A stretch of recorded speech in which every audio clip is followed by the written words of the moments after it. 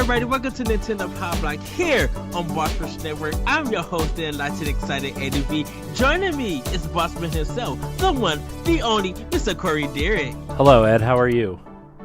I am doing great. Boss, our new season has started. I think you like the word season. I just think it's episode 301.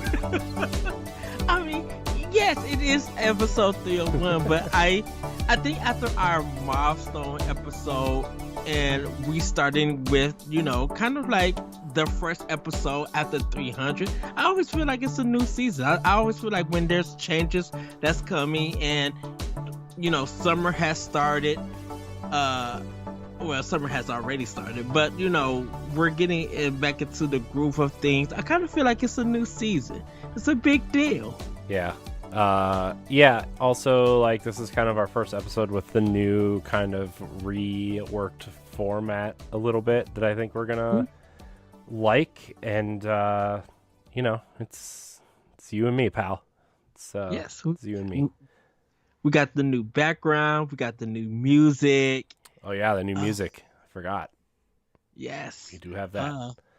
Also, Ed, I've been putting, so there were over like 120 episodes missing from the podcast feed for some reason.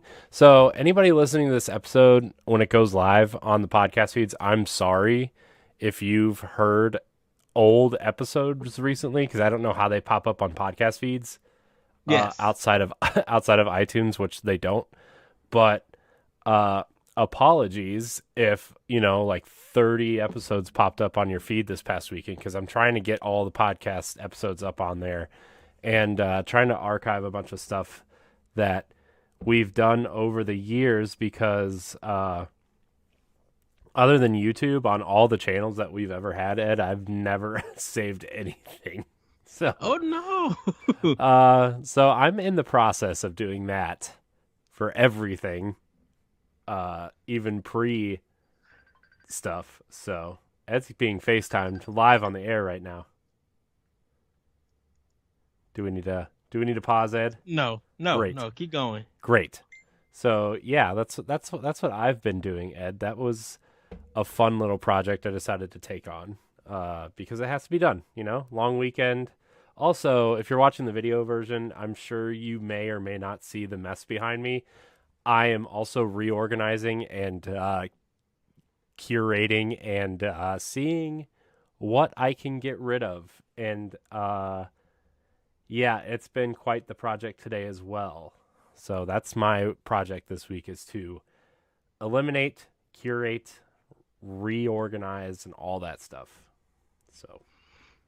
yeah, I have some other projects that I need to start on to also, definitely. Oh, go ahead. Oh, also, I still have COVID, so that's been fun. Oh no. Tested positive yesterday, like super positive. Like the positive line showed up before the control line, which I didn't even know that was possible. And I have to have 2 negative tests before I go back to work. And I have to work from home on Friday anyway, because there's some things I have to take care of while my wife is gone, and so another week from working at home. Well, Corey, if it makes you happy, I'll be off this weekend. So if you have free time and able to record something, hi. Well, we do need to record. Well, we already have planned the Ninja Turtles standard def episodes. Yes. And then I'm recording Marvel stuff on Sunday, and we need to record some expansion pass episodes. So, yeah. We're going to be somewhere in there, bees. I guess. We're going to be some busy bees. Yeah. Let's just say. Yep, that's fine though. It's all good though. It's worth it. We have a lot of good topics. I think what we need to do, Ed. We need to reassess Nintendo's second half of 2022. Ooh, that's what we need to do. Pending any sort of surprise direct this week. or this month, let's say. Look, I've recorded more direct recap shows in the last 2 weeks than I have in probably the last 6 months. Okay, so I'm okay with it, but still. Ugh. Yes. Well, I guess we don't have to get into our weekend updates or anything or our pre-show banner because literally, dude, just besides us working and getting things together, and talking about the future of Nintendo Pow Block, we kind of I think both of us kind of had a chill weekend in a sense. I definitely just been working. Yeah, I've been home all week and all weekend. you My know. wife and kids went swimming today, and I've been isolated, so that's neat. Oh, okay. Apparently, there was a incident that happened about 30 minutes from me. I am safe, everybody. They caught the person, uh, they caught the person about the incident. Um, and I kind of want to thank you, Corey, for just checking on me, you know, and I was at home, everybody. Like I said, I didn't really go out anywhere or anything, so I am safe. But the incident that happened was just like really unexpected, and I never thought that it would happen in area that's like 30 minutes from me, or just it's just it's weird when something like this happen. And you guys can check the news all about it. I don't want to bring it up or anything. Um, It's just because it's just like great. It's just crazy that two like completely different incidents happened within, a 15 or 20-minute drive of each of us this week. You know, yeah, it's yeah. like I like I don't want to talk too much about it because I want this to be a distraction from these things that Hmm. happen, but we need to talk about things, right? Like it's just I I don't understand. I don't remember these things happening when I was younger or when we were younger. Like I don't remember Same. this like okay, maybe one or two things here and there, but like nothing that's like every week it's something new. It's something ridiculous. And it's like when is it going to stop? I don't know. Like Like why does everybody need their 20 minutes of negative fame? Like why? I have not one idea. I really it's we talked about this on Pop like a while back, and I just don't understand w- what is the purpose. What is I don't know. I'm literally just at a loss of words. Um, they I don't the I gotta wait till the list of the victims all come out because it may be in some people that I used to help when I um was working at this grocery store in the city back in 2010. Um, I probably when I see if I see the pictures of the people, I probably know who they are. Um, but I really don't know. I'm literally at a loss where it's one of those things that I said I never thought it would happen in my area, and definitely for you with what happened in yours. It's just like this. That something has to be done. Mhm. It does. It's And it's sorry. Go ahead. Go ahead. I okay, just no. Something just has to be done. And right now, this is. I'm not saying it's a laughing matter. Like this has been serious, and it continues to get serious. And so it's. I didn't even get to tell you this, Corey. And then I'll let you say what you say. Then we'll move on to the next section. Um, because of this incident, there is a particular governor running for Illinois. Um, and he actually did a video and said that, doing the Dawson Prayer stuff. And he literally said in his video, let's move on and have a parade. wow. This was literally probably a little while back, right after this incident happened. And it's just like why would you say that? And why would you say that because of this incident? Like, it really just showcased how much you don't care. Right. That's You know? wow. That's And it's not our current governor or anything. This is someone who's running for governor mhm. for Illinois. And it's just like, I can't believe you would say something like that, be that insensitive, and put a video out there. You want to move on from a shooting that killed 6 people, so you could celebrate. Yeah, that's That's crazy. man. Read the room, dude. Like, read the room. I mean, I don't. I mean, to be honest, you should feel a certain way when something like this happens. But even if you don't feel that way, read the room, especially if you're Hmm. trying to get votes or something. Oh my gosh, that's so stupid. Right. A city is in mourning, and all the other cities around it is mourning for the people. Jeez, that's so Yeah. so Um. backwards, man. Just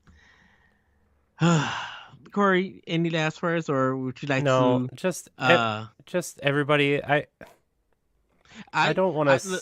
I don't want to say like, you know, I don't want to have to like say something like this, but like if you're out with your family or friends or whatever, just be careful. Yeah. We live in a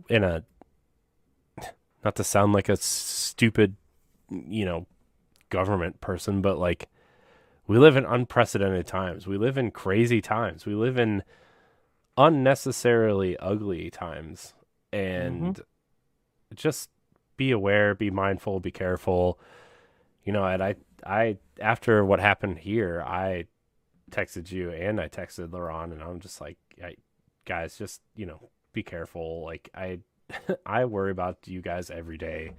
You know, I mean, I know Laron works from home, so him not so much, but I know you work late nights, you work early mornings, Hmm. just I don't know, just everybody out there, be careful. It's ugly, Yeah. you know. So, uh, but I the guess. partner. Oh. Oh, I was just gonna say. I guess we should Okay. probably move on. But before we do it, we did it. Stephanie was kind enough to sit in on a direct recap show with me last week. I know you were super busy, so we kind of got one out of the way. Hmm. I mean, I just wanted to know what you thought of the partner direct. So I thoroughly enjoyed it. I know people was giving it B's. It's just like, it's okay. I actually gave it, a A, and it's not because of Nintendo. I think definitely with a lot of the games, like Blanc is definitely a highlight that's on my list. That was the black Um, and white one with the dog, right? yeah, Or the and wolf I or was just something. like, the way that I seen it, I was thinking of you, Corey, and I was just thinking, I know when we see this, we're coming from an art perspective. Like, this is beautiful, just in emotion, um, with it. Uh, that literally got on my list. I've never played the Mega Man releases, the Battle Network one, and I think that one was rumored at first, or we've been It's been discussing rumored. about it. It's been rumored for a while, I think, and then I think they released that Zero collection because this Uh, collection either wasn't ready or something. Something was going on with this collection, so they released that Zero collection last year. yes. You were right about the Persona game, so I'm definitely gonna be probably double dipping. I, Surprise! what? I didn't expect it to be in this direct. I expected it to be in a different direct and it coming out later. Because I thought that Microsoft would actually have the exclusive for a while, and then following Nintendo would get it, because it was just weird that it came out. It's coming around that time that the Xbox version come out, because people were just like, yeah, we want the game. We're going to pay the money to get the physical well, for it. I mean, the thing is like Xbox has that beat to where like it's coming to Game Pass, right? Yes. That's their whole push, right? I mean, that's going to be their push forever, until Xbox doesn't exist or until they decide Game Pass isn't worth it or they shut the Xbox program down. I don't know. Like that's just going to be their push with third-party games. If they get a major one, right? Like I mean, look at Outriders, right? Like that game got a huge boost because it came to Game Pass. And Yeah. for better or for worse, like that game had a ton of players, but also People Can Fly never didn't even break even on the game because nobody bought it because they all played it on Game Pass. Yeah. And I mean that's the risk you're gonna have to take, and by the way, I've been playing Outriders, and we'll get to that with Playing with Power. But oh my gosh, that game is so good. Everybody should play Outriders. It's $14 on Amazon if you need a physical copy.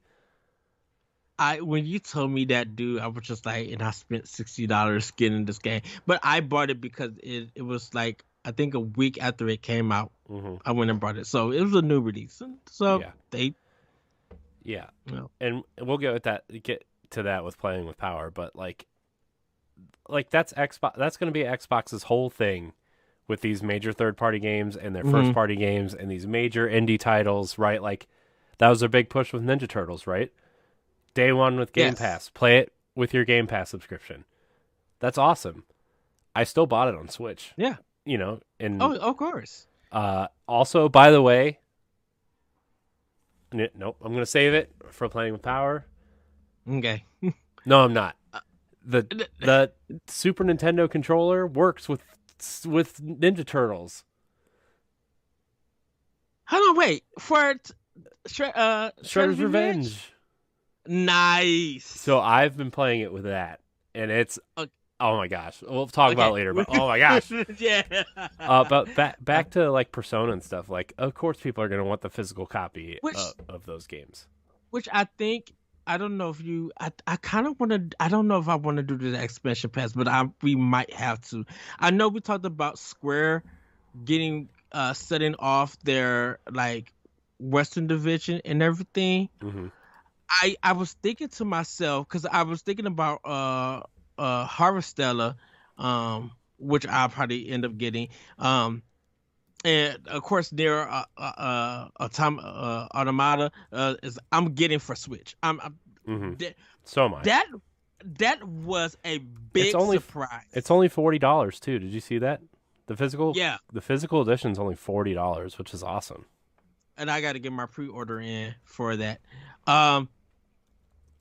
I want to kind of, I don't know if we'll do this expansion pass, but I was thinking to myself when I was on my walk, I was just like, Square Enix really want to get back to their old self. And they want to get back to being that Eastern company and focusing a lot on JRPGs. Because I know that that's their bread and butter, but it feels like they got about 10 or 12 RPGs that's in the pipeline. Mm-hmm. First and third party. Yeah. Minecraft Legends, not really feeling it. The Doraemon Story of Seasons, I kind of was weirded out by that. Because I was like shocked. I was just like, oh, Doraemon's coming to America, but they was just like, no, there's a first one that was here. This is the second game, and I was just like, man, Doraemon is a big popular mascot in Japan, so I didn't know that he had a game already out here in America. Sonic Frontiers looks really good. I am going to get that. Well, I think now that they've shown more than just like, I think they've shown more in that direct than they showed the two previous trailers. Right? They actually showed zones and they actually showed gameplay. Yes.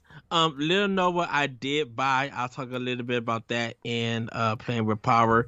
I think I'm gonna get Railgrade because I love railroads. Everybody knows I love trains and everything. So this might be a sim game that I might jump into. The RPG Time, The Legend of Wright. It looks like one of the games that we seen at Xbox presentation a couple of years ago. It was like from their Inside Xbox like indie thing. I got to go back through their E3 because I remember seeing it at an E3 a while back. I'm like, wasn't this game on Xbox? It really looks like that. Mario Rabbids Sparks of Hope. That's a yes. Like, I want to say this. I didn't have. I'm not saying I didn't have interest in Return to Monkey Island, but with everything that has gone down with that, I'm definitely going to buy this game. I'm definitely going to show the support. What that man got from people, from the so-called fans, Mm-hmm. their opinions and stuff, that was just disgusting. Mm. And I'm just like, you know what? I'm going to get this game, and I like the art style. You know, I have no problem with the art style or anything. Um, Yeah, I I mean did. it was fine. Like I don't really care for those kinds of games. Not that they're bad games. I just don't Mhm. care for those types of games. But like I didn't mind the art style. You know, they're going for something unique. You know, and good on them. You know. Yes. A Plague Tale Requiem. I'm not getting it for Switch. If I do, I would Switch say is this. barely If they getting it for Switch. You're right. I mean, if I'll wait for the reviews for it, but if they do like a cheap bundle, like if they do one like a bundle for like 24.99, I'll probably pick it up. But I already plan on getting this on Xbox because I got the original on Xbox. Um, and I kind of prefer it to be on, not saying on something that it'll actually run on, Yes, you uh, are. but I have the first Go one ahead, say it, on. Ed. It's okay. I have the You're first allowed to one say on something is Xbox. better on Xbox than on Switch. You're allowed. I have it on Xbox, and I'm going to get the second one on Xbox, so I can have that completion. It's okay, Ed. It's okay. Um, the Captain Velvet meteor that did nothing for me. But I was interested in seeing what it was about and everything. Dragon Quest Treasures. Uh, I guess that's fine. I guess I just wanted to know more of actually Dragon Quest 12. But that might be in a actual direct. The Disney Dreamlight Valley, I have not one idea. I was just like, huh? Mirror? So, uh, but overall, there's a lot. Like I said, Lorelli and the Laser Eyes, I do want. I like that art style, and I got my son the Sunbreak, which I'll be playing this weekend. Uh, but overall, I really enjoyed this direct showing us the games that is coming, for the fall and winter. And a little bit for some of them next year. I know Sea of Stars got delayed, but I have a feeling we'll probably see more of that in the indie direct in the coming year and everything. Um, the Hollow Knight one, Silk Song, I wasn't expecting to see it in here, and I think it's because of them showing it in Xbox. I have a feeling that that game is not a console exclusive release kind of thing, like a launch.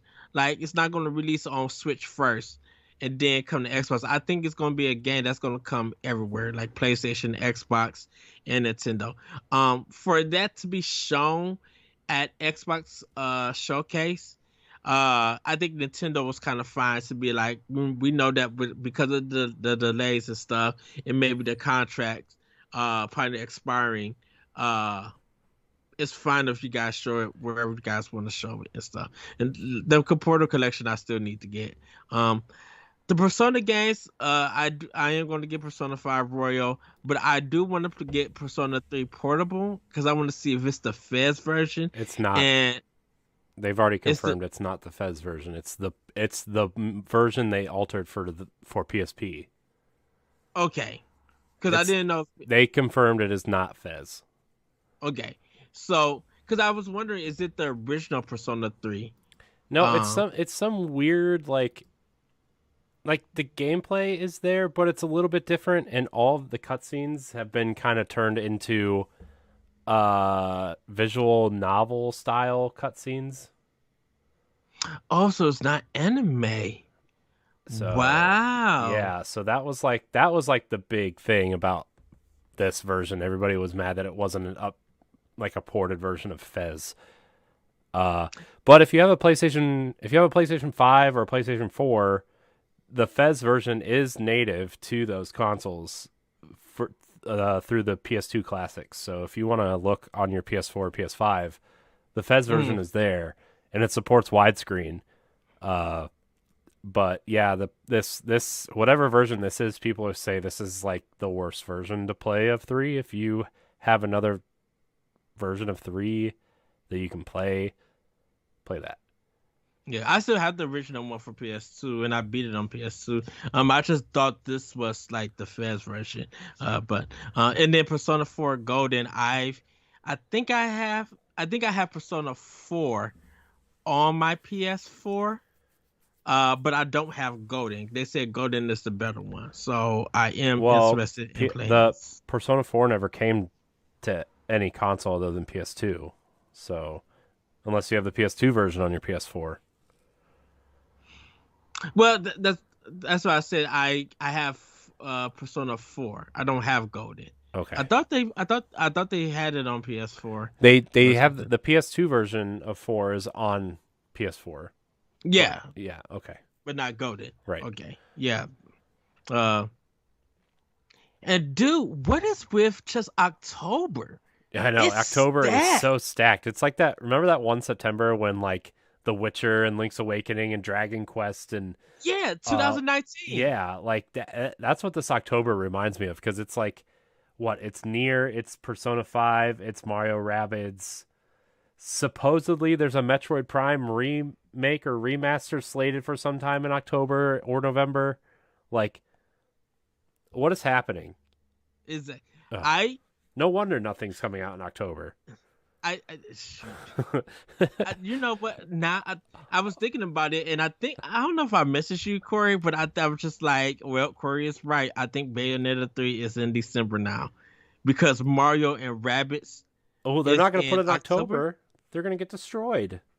Well, yeah, but that's what I'm saying. I was thinking, because we didn't have no confirmation for October. I literally thinking Bayonetta 3 was hitting October. But once they said all of these games and then Mario and Rabbids jumping in October, yeah, Bayonetta has to be December. Like, there's no way that you're gonna put it in November when there's Pokemon. No way you're gonna put it in September when there's Splatoon. We really don't have anything for August, and you guys really haven't been talking on anything. So you got to show something in the direct. Yeah. So, yes, we still have Advance Wars, but I'm just like, right now, December is the only time that Nintendo really don't have anything. Now, if they want to drop Bayonetta 3 and Advance Wars in December, I think Bayonetta is getting pushed to January. I'm sorry, everybody. I know everybody's looking forward to Bayonetta 3, but I think they're going to want to have a killer Q1 next year. Zelda's going to be March. Bayonetta's going to be January. And maybe Advance Wars in February. That's my guess. That's a complete guess. That's my guess. You think they would pass up on any releases for December? I mean, let's say this Metroid Prime remake is real, and Tom Henderson and Jeff Grubb both said November. I don't think they need a December game. I mean, they have Pokemon and Metroid to close out their year. They don't need a December game. Then they'll do like a Game Awards kind of big blowout for Zelda maybe, or Bayonetta 3 or something, right? Like I just don't think they need a December game. They don't always need a December game. Because right now, the Callisto Protocol is the big game for December, and that's fine. And I think enough people are looking forward to that. Yes, Nintendo doesn't need something in December. They have enough. Slow down. We went from having like a lot to too much in the matter in the span of like a week. That is true. Slow down, guys. Just let PlayStation relax. And Xbox have something. Just relax. And Switch does have a game in December. They're publishing Dragon Quest Treasures, and it comes out December 9th. So, that's their December game. There you go, Ed. Really. Why why do I have a feeling that you are completely right now?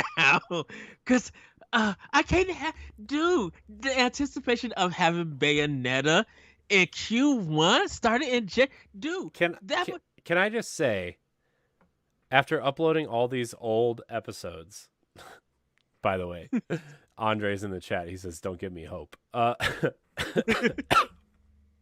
my gosh. So I've uploaded about 30, or about, I would say about 30 episodes of old episodes. Ed, you know how many descriptions say Ed was wrong? I think at least two in the first 30 episodes. So, uh, But dude, just think of that. That would be literally crazy. Well, because if they still push Breath of the Wild 2 for March, kind of making it almost like an anniversary thing. Okay, mhm. fine. But I'm like, man, you go from, do you put Bayonetta 3 in January and then Advance Wars in February, or would Mhm. you switch? I'm like, what No, would you because think? February is already going to be packed for the other consoles, right? Because Yes. Redfall and Starfield are coming out for Xbox. PlayStation probably has something. I mean, they say God of War is on track for this year, but I bet it gets pushed to January, or about February or March. I don't think they get ready at all. And then, I think Advance Wars is just different enough for people to like buy a quote unquote AAA game, Mm-hmm. and then this. I think it's just different enough. Because I think Advance Wars would be a nice gap filled AAA Yeah. game. And I think You I know, think January, what? We have Resident Evil 4 remake in January. mm-hmm.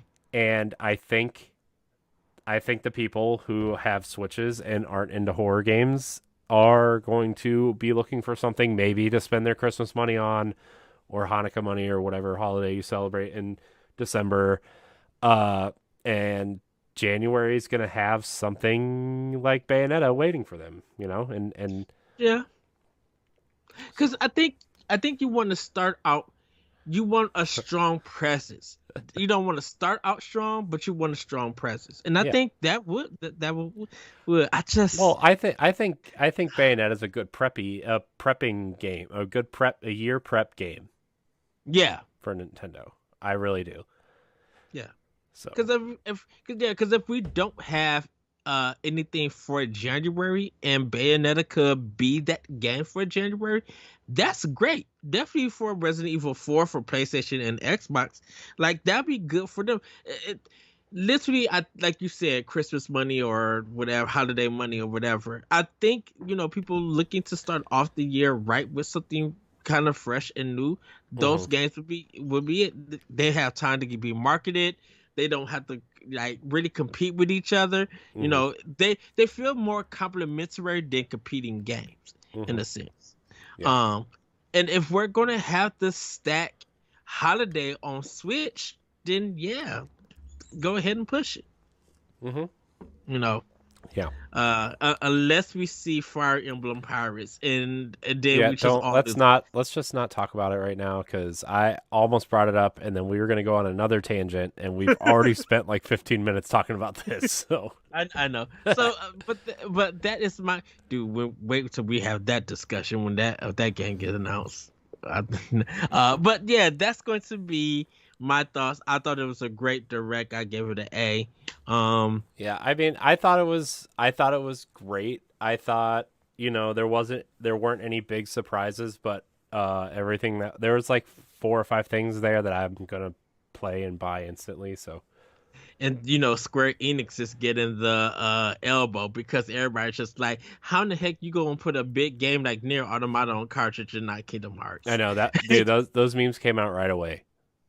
They said guess which one fits on Switch and which one doesn't, and it was like the PS2 version of Kingdom Hearts 1 next to Near Automata. So, I mean, yeah. I want that's gonna be an expansion pass. Will Square rethink about that I and think I actually think put they're going to reconsider. But yeah. Uh, but anyways, Corey, but Corey, we got some housekeeping. Yeah. Um, Yeah. so go ahead. It's not like the normal housekeeping we used to do. Like this is the way we're gonna do housekeeping moving forward is if we have anything to like announce or upcoming episodes or events or whatever, just to keep people informed on what's happening. So the first note in housekeeping is our ranking Nintendo and Sega episodes of Standard Definition, our retro nostalgia podcast here on the Boss Rush Network. If you haven't subscribed, check it out. It's a different group of people tackle a different subject like Disney animation or MCU rewatch, we did a whole Indiana Jones series. Ed, Stephanie, and I are doing Ranking Nintendo.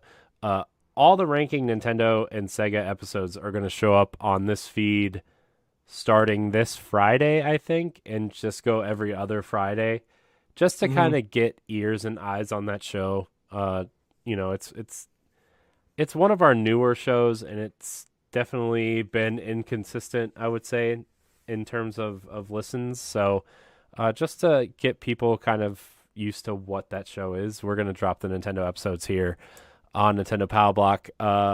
So far, we've covered NES through GBA, are scheduled. So check those out when they pop up. Our Ed and I's Sega Genesis episode will also be appearing at some point on that feed too. Oh, I cannot wait for that episode. Yeah. Also, spoiler casts are in the works. I know people have been wanting us to do those at some point. We're going to try to get some spoiler casts out. They may not be timely or, kind of the latest and greatest games, but we are going to do Fire Emblem Warriors 3 Hopes and Death's Door. I think are going to be the first ones out the door. Hopefully we can do that time permitting, and we can get a third person involved. It's because I know Stephanie is also playing Death's Door. I think that would be a good kind of 3-person episode. Yeah, and Pat is interested in the Fire Emblem Warriors one. Yeah, great. So yeah, Pat from EXP Cast. So so we'll probably do those within the coming weeks at some point. Again, schedules and time permitting, but that's the goal. Also, head to the Boss Rush Network store. Check out our merch. We have shirts, hoodies, stickers, and more for all the shows, including the Pow Block 300 merch, which will be up on the store for another couple weeks. So if you just got around to listening to it, or you want to show your support for Nintendo Pow Block, please get a episode 300 sticker or shirt or something. In the next month or so, I think we're going to be switching storefronts. So just I'll make an announcement on Twitter or Facebook or whatever other thing we use to promote stuff. So just look out for that. Go to bossrush.net and click on the store icon in the menu. It'll take you right to our store page, or go to redbubble.com and search for Boss Rush Games. I can't change it to Boss Rush Network, so it's just Boss Rush Games. Check that out. Lastly, if you're listening on iTunes or Spotify, please leave us a 5-star rating or review. It would really help us out. Also, if you're watching on YouTube, leave us a thumbs up on the video and subscribe. It helps people discover the show. It helps people, find it in the algorithm. So yes, yeah, we really want to start growing our shows more. So if you could do that, that would be highly appreciated. We'd really appreciate it. So yeah, that's all I got, Ed, for housekeeping. So back to you. Yes, I guess as you're you know, on this side on the video. Remember how we used to do that in the intro? You'd be like over here, and it's just like, where am I at? Or sometimes, no, when we used to do AX, and I would point your way and call you Jesse. Yeah, because you were in the middle, and the way it used to be set up is like Jesse and I would be on either side, and you would point to Jesse. And, I mean, but you didn't know, because like in the Skype call, we're all just dumb squares and like, whatever. Also, remember when we used to do the show in Google Hangouts and it was just one of us talking? Oh, yeah. and the audio was terrible. Google Hangouts. Also, by the way, if you go back and listen to the first kind of proper episode that when Ed and I kind of rebooted Pow Block, like the audio kind of sounds like this, and they're talking like that. No, gross. Sorry, I just did that in everybody's ear, but that was gross. My eye looked very yellowish because of my room, and the quality in production has kind of increased. I should say. Well, yeah, we'll say it has increased quite a bit. Shout out to Shane, by the way. He's in the chat. He says, "Happy 4th of July, you happy Uncle Sam's." That's us. Happy 4th of July. Shane, I'm glad that you was able to go to your friend's cabin and hang out. The food that you showed us looks amazing. Yes. Is that in the Discord? I haven't been in the Discord today. I haven't, but he posted something on his Twitter page. So, gotcha. Yeah. Also, by the way, shout out to Block for having his kid. Yes. Baby Block. Coming to you soon, I guess, maybe in a video. That'd be hilarious. But congratulations, Block. I know it was a long kind of day and night. I've been there a couple times. So congratulations on your second child. We love you and hope everybody is safe and happy. Frederick Fritz Henry. Don't read the name on the show. What? No. Oh. We didn't get his permission. Oh. Now I'm going to have to cut that out. Hey, Block. Well, can I call him Fritz? No. Baby Block. That's it. Baby Block. Yes. He's a July 4th baby. So he is. He's a firework. Yes. I just got Katy Perry stuck in my head. No. Yes. So you ready to jump into Nintendo? Yeah, I suppose. So I snacked on some not too much new stuff because a lot of new things haven't dropped yet in our store. But I did have a Pokeball from a what? A Pokeball? What is that? Like Pokemon themed? No, food? a Pokeball. No, it's like a Hawaiian style sushi in a sense, but it's not wrapped up. Everything is raw, besides the rice. Pokeball. Pokeball. Okay. Yes. You can get it spicy. You know, you can add different things that you want to add. For me, I kind of kept it, nice and sweet. I actually put pineapple in mine because it was like tuna, rice, green onions, and some other things, avocado and stuff. But I also tried they call it sweet sauce, but it's actually teriyaki sauce.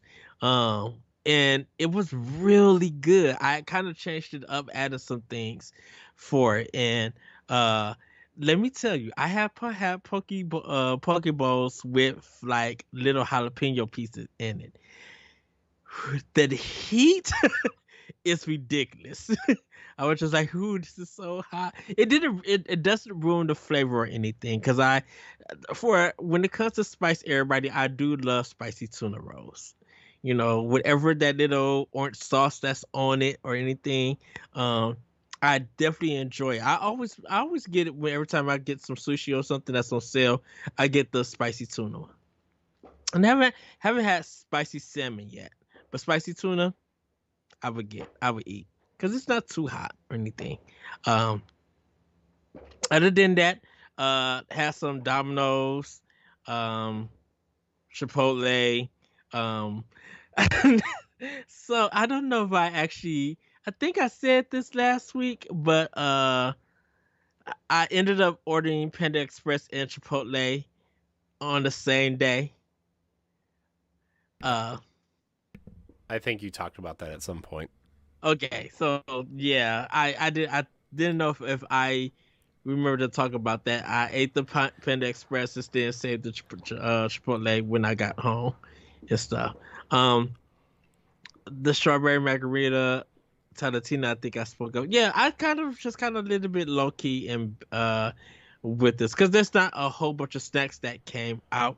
I am eating the Ginger Man Pepperidge Farm ones. Ginger, really good. I really love these. I think I probably need some milk with them because they're a little bit dry due to how crispy they are.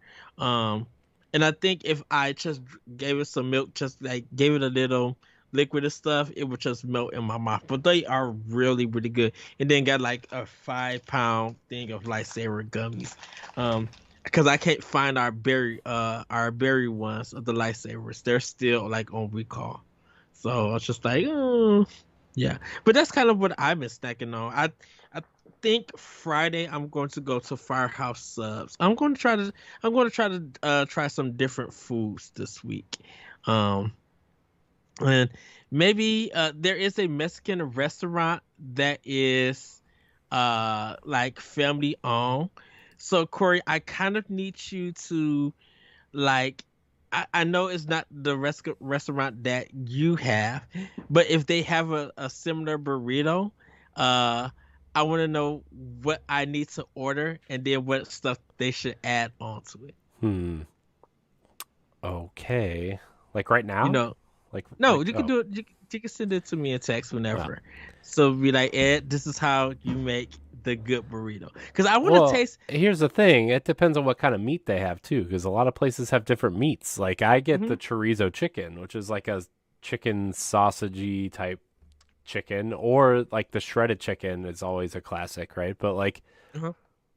I always get the chorizo chicken and the grilled onions and and jalapenos together, and the mixed veggies and the habanero salsa, and I get extra salsa and extra cheese because like I don't really like sour cream. Like I try, I used to have sour cream on stuff, but then I'm just like I Mm. don't like the taste of too much sour cream, and they always mess it up, and I just don't. I just don't. So I always get extra cheese instead. Ah, perfect. Okay. Uh, I want to experience the idea of your burrito until There's no I, idea, Ed. There's only one burrito. Okay, there's only one. well, I won't be able to like taste the burrito that you get until I come and visit, hopefully in 2 more months. I mean that's true, but also there's no burrito like this burrito. I know. So, but yeah, that's pretty much my snack tendo. And Hmm. not too big or anything. Um, yeah, I did. Oh, I did try. I don't know if I talked about this. I may have the mango Baja Mountain Dew. I did try. Hmm. I don't know if I was able if I talked about it last time, but I You did did try it. not, but sounds great. It's really good. That and that pineapple Baja Blast, Yeah, really good. Uh, yeah. something, yeah, something about the regular Baja Blast. I think I like it in the bottle than I do at Taco Bell, for Hmm. a sense. Man, I don't even remember the last time I had any sort of Mountain Dew. Like I just don't remember the last time I had Mountain Dew. I it was I mean it was within the last like couple years because I remember I brought one home from like work or something because they gave us Mountain Hmm. Dew or something, and like I started drinking it. My wife looks at me, she's like, "Ew, you like Mountain Dew?" And I'm like, I sometimes maybe I don't know because like so like I started drinking like energy drinks instead of Mountain Dew and stuff, and like Yeah.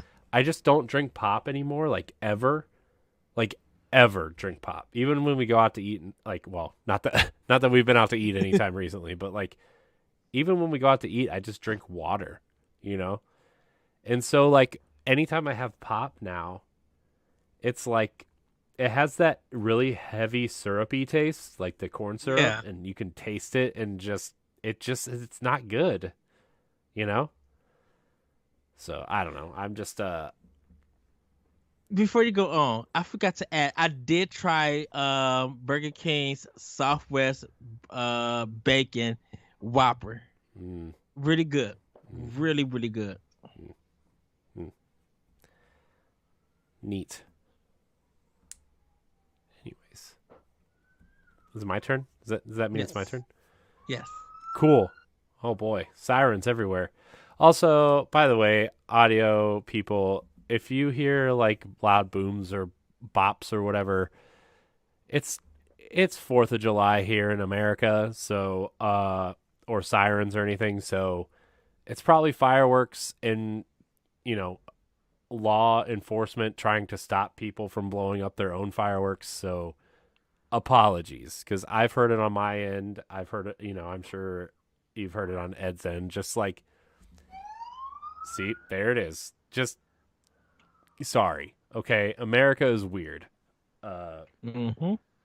We like to blow stuff up. But anyways, yesterday I had a Cajun gyro that was really good from Papa Euros. Ooh. And the Cajun is good there. I got feta cheese and tzatziki sauce and diced up tomatoes and onions, and just it's really good. Their fries are terrible, but they're How like terrible? It's like basic fries. no, it's just like they're those fries that like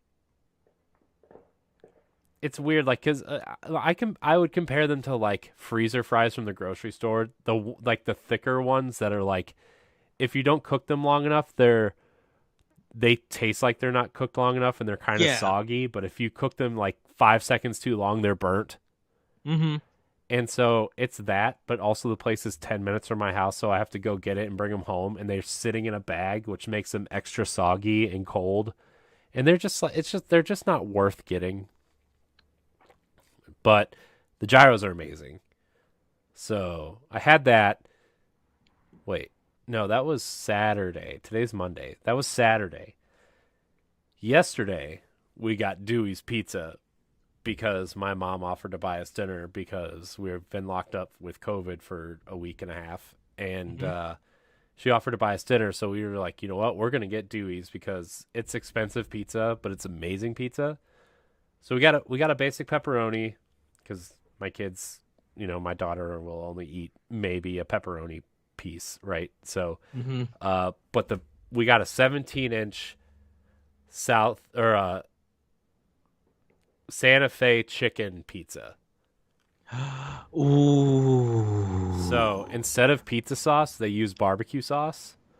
Yes. And then it's like grilled chicken and like corn and black bean salsa, grilled red peppers, drizzled with like barbecue sauce. Oh my gosh, it's like one of those things we have to get. It's on the list. We have to get it. It's so good.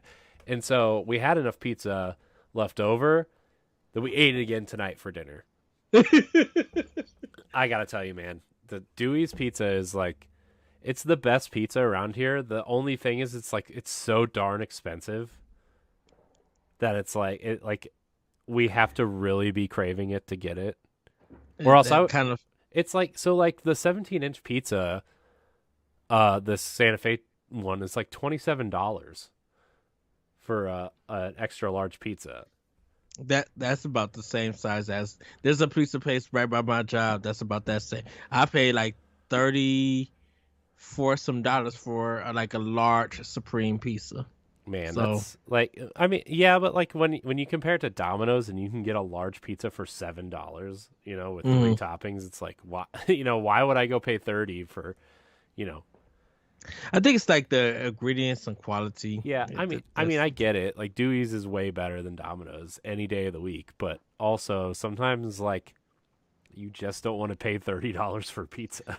Yeah, you want garbage. Yeah. And Domino's sells good garbage sometimes. Yeah, Domino's is the best garbage pizza, hands down. Hands down, yes. The best garbage pizza. And we're saying garbage as in like comforting. I know. I think people at this point, if people are just tuning in, hello, hi, welcome to Nintendo Pow Block. But like, if you haven't gotten the Domino's pizza inside joke already, you're just not gonna get it. It's been a running theme on the show for at least 2 years. Mm-hmm. Yes. So, we have a lot of inside jokes. I guess that's what happens when you've been doing a show since March of 2016. Mm-hmm. So, which I thought we started earlier than that, but apparently we didn't. It's what a time. Yeah. What a time it was. Anyways, man. But that's kind of it. We had some ice cream and stuff too, but we were supposed to go do cookout things for 4th of July today, but obviously we didn't go because I have COVID still. None of my family has it. I just have it. But my brother-in-law is immunocompromised, so we really can't be around him. Yes. Well, Corey, you want to get into some Patreons? Yeah. All right. So, Patreon, if you want to support the show directly and the Boss Rush Network directly, you can head on over to our Patreon page, patreon.com/Boss Rush Network. For those who don't know what Patreon is, it's a monthly subscription service that allows fans to directly support their favorite creators in return for some perks such as early access to podcasts, among other things. We currently offer 2 tiers, $1 a month tier, which grants you 1 week early access to the Boss Rush podcast and Nintendo Pow Block's expansion pass show, which you can find every Saturday on this feed, but also you get it 1 week early on the Patreon feed. And 2 weeks early access to Standard Definition, the Retro Nostalgia podcast, and Boss Rush After Dark. So our second tier is our $5 tier, which is our Patreon producer tier. That means you get your name shouted out during this segment. So without further ado, our Patreon producers are as follows. Drum roll, please, Ed. Okay. Our Patreon producers are Quentin Jackson, Rebecca Jewell, Adriel Munger, my wife, Sana Dirrig, and we have a new Patreon producer this month. Yes. Again, apologize if I butcher your name. If I do, DM us on Patreon with like a correct pronunciation. We'll do better next time. I don't like butchering people's names coming from someone who gets their name butchered all the time. I know how it feels. Francisco Santillan. Santillan? So, yes. Again, thank you to our Patreon producers for supporting our show. Thank you to all of our patrons. Really appreciate it. And thank you to all of our free listeners out there. Remember, all of our content continues to be free.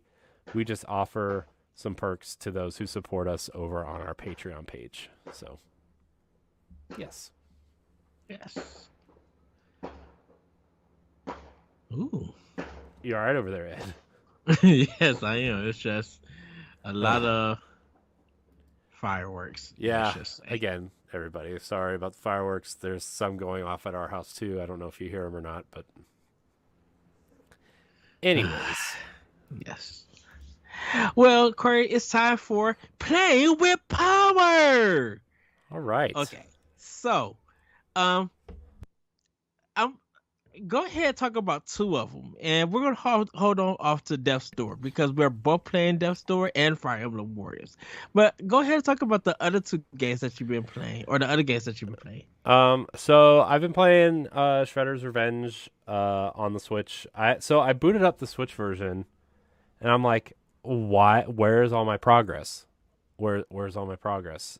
And I forgot that I've been playing the Game Pass version on Xbox just because it was done downloading first. So I started playing that version, and then I never went back to it because I got so enthralled into Death's Door.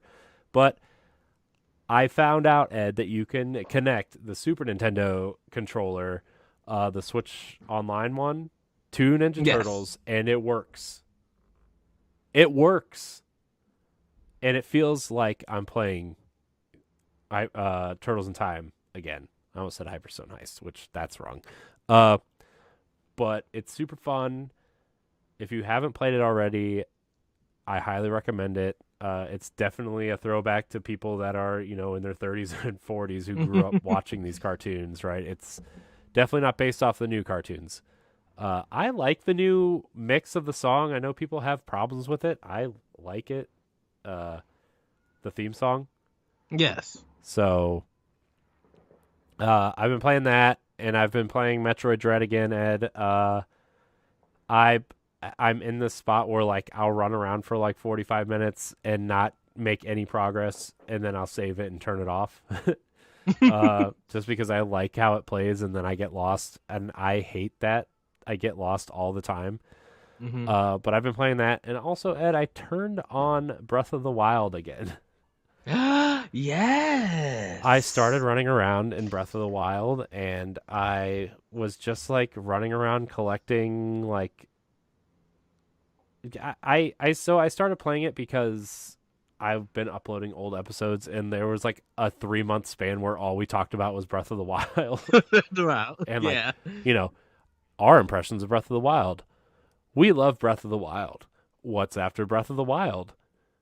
Why are we still talking about Breath of the Wild? Like, episode titles are literally that. And I'm like, oh my gosh, this I gotta play it. So I turned it on, and I was like collecting a lot of stuff, and just really trying to make smart upgrades and upgrading armor for some reason, even though I'm not playing it again for real. Does it feel comforting to play it? Like just something like you enter back there into that world, you put the control and just be like, man, Well, it this feels does. good. It does. And like I wish I had more stuff to do in the game. Like I wish I had more things to do. You know, I've literally done everything. I did all the shrines, I got all the Korok seeds. The only thing I didn't do was upgrade any of the armor. That's literally the only thing I didn't do. I upgraded my favorite set of armor, and then I stopped upgrading, right? And like that's so like I went around and tried to find some enemies to fight, and I went around trying to find weapons and stuff. And like my thing with that game is like I really hate the weapon breaking system. That's literally Ah, my one big gripe with that game is the weapon breaking stuff. And I didn't have any of my amiibo down off the shelf to like try to uh get more stuff easily, so that's I just was breaking stuff, and I'm like, oh my gosh, I gotta stop doing this. And then I went around the castle, like, because those ruins around the castle, there's some pretty good like royal swords hidden in there and stuff hmm. that you can find, and they're pretty serviceable, right? They're a little bit more powerful than the master sword, like the base master sword.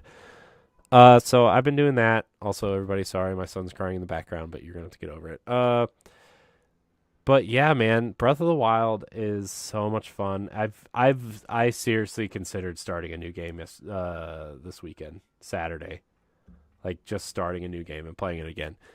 And you know, my initial reason for playing it again was like those uploading our older episodes, but also I turned on The Witcher, and like I like The Witcher, but it's so hard and cumbersome, especially when you haven't played it in like 6 months. You're like, oh my gosh, okay, I'm fighting this werewolf.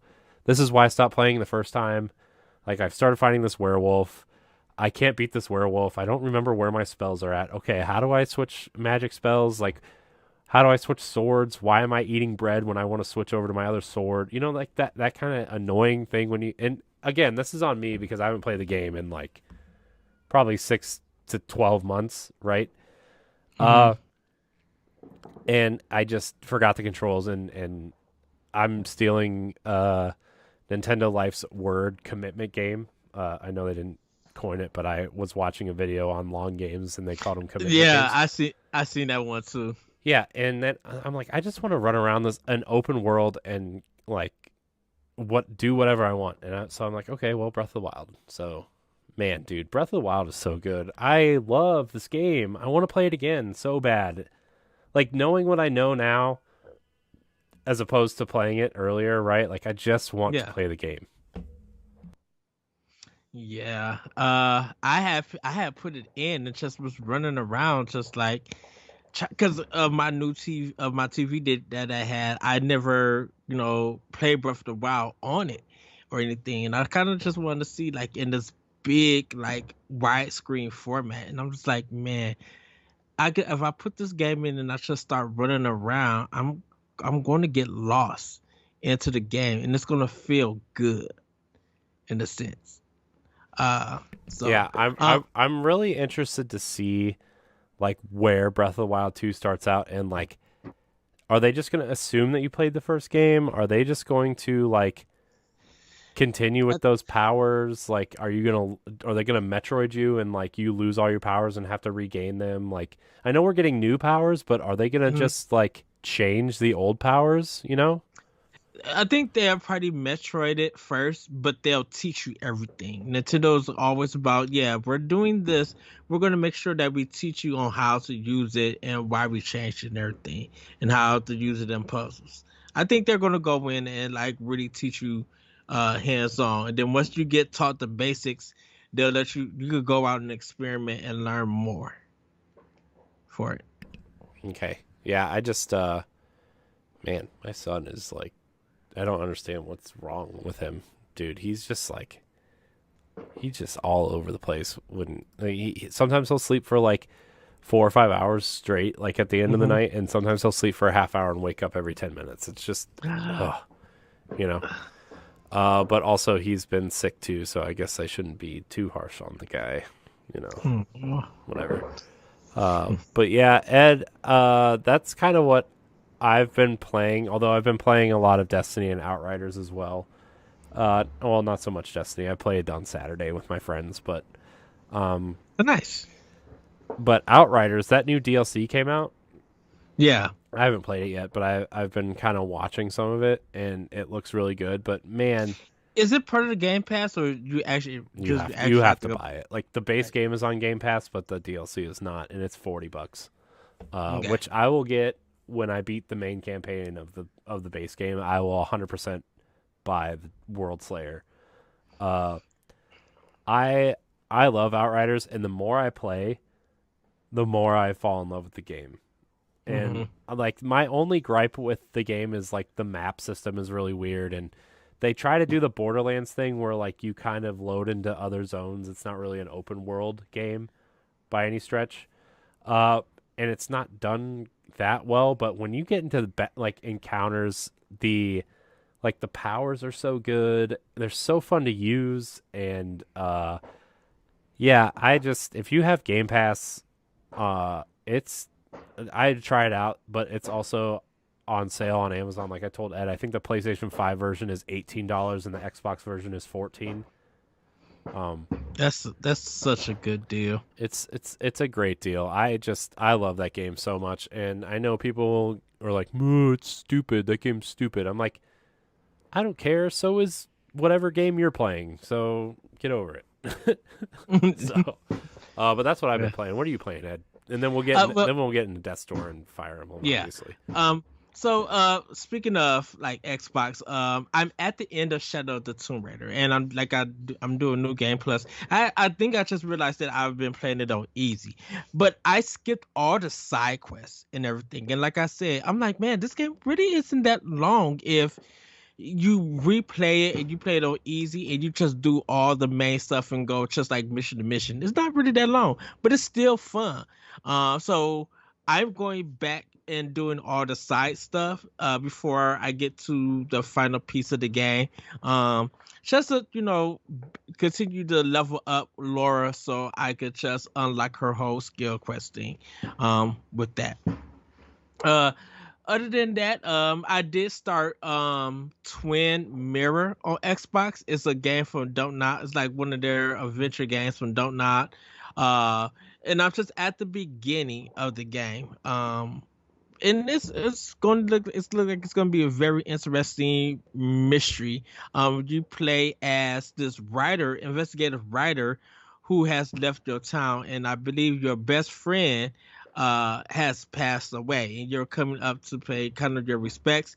But there's a mystery that's going on in the town, and his daughter, the friend's daughter, is asking you to kind of find out how did my dad die? Because he died under mysterious circumstances. So I believe you're going to be like, doing investigations, asking questions. It might be some quick time events and stuff going there. And it looks like it's going to be a really fun game. I bought it on Xbox Live a while back. I think it was like only about $5. It was like really cheap when I got it. So that's pretty much what I'm doing with my Xbox. I am going to be getting back into some PlayStation 4 games because I do want to stream that on my YouTube page. But I'm waiting for I'm just uh the waiting for time to be able to hop in and everything. But for Switch, I actually started up Curse of the Moon 2 Bloodstain, or Bloodstain Curse of the Moon 2. Pretty good, not bad or That first anything. one's really fun. It really is, yes. That Um, that first one made me made me buy the Castlevania collection oh wow. because, like, Uh, I mean, not to cut you off, sorry, but like Castlevania, like the two big kind of major classic franchises that are major holes in my gaming whatever, besides like Metroid and 2D Zelda, is Mega Man and mhm. Castlevania. And so I I bought all of the collections for those Oh games wow, yes. because of Curse of the Moon, the first one. Oh, that's awesome. Uh, We'll have to go through uh those games one day. Oh goodness. I would need a. I would tell you this. I would need a guide for Simon's Quest 2 because um I know I beat that game, but I didn't get everything to get the good ending for it, and I kind of want to do it for the good ending because at the time it came out there was no strategy guide for it or anything. Speaking of Little Nova, Sion, Paradise, it's kind of a roguelike game, not too hard. You fight with these spirit, cause you're an alchemist, and you fight these animals or these spirits, uh, and try to, save this cat and everything who is looking for, this power. And I believe because it's roguelike, if you died, you got to start at the beginning. And then it's like kind of random generated. But everything that like this energy that you get from defeating enemies and stuff, you'll bring back to your ship and use it to restore your ship. It's not too bad or anything. It's very anime-ish, and the local there isn't no English voice in here. Everything is in Japanese and just only like English subtitles for you to read. Uh, Pike and Rocky Reshrine. I've been playing that, getting my tail whooped. This game is hard. It's a good shoot 'em up, but um, I think it would be easier if you got two players and everything. But it's not bad. I do have Monster Hunter Rise Sunbreak, but I'm saving it for a little bit for this week and a little bit more on this weekend. Because we will be giving impressions of it next week. Corey, I did invite Grayson and Laron to come on next week to talk about it. It's not going to be doc mode or anything, but we're going to be just talking about it. Give everybody an idea of it and everything. Neon White is really good. It's giving me that nice Titanfall 2 movement and flow. And it's not too hard or anything. I gotta play some more and get into the groove. The controls are weird for a bit. It does take time to get accustomed to, but I think once you get it, uh you'll be able to get through a lot of the levels and everything because the levels are not too long or anything. You just got to make sure if you're a person who want to do a speed run, yes, that would matter to you. But other than that, you can pretty much like just go to the game, make sure you beat all the enemies and get to the end and as fast as you can and everything. So it's a really good game. Um, I did try the Live Alive demo.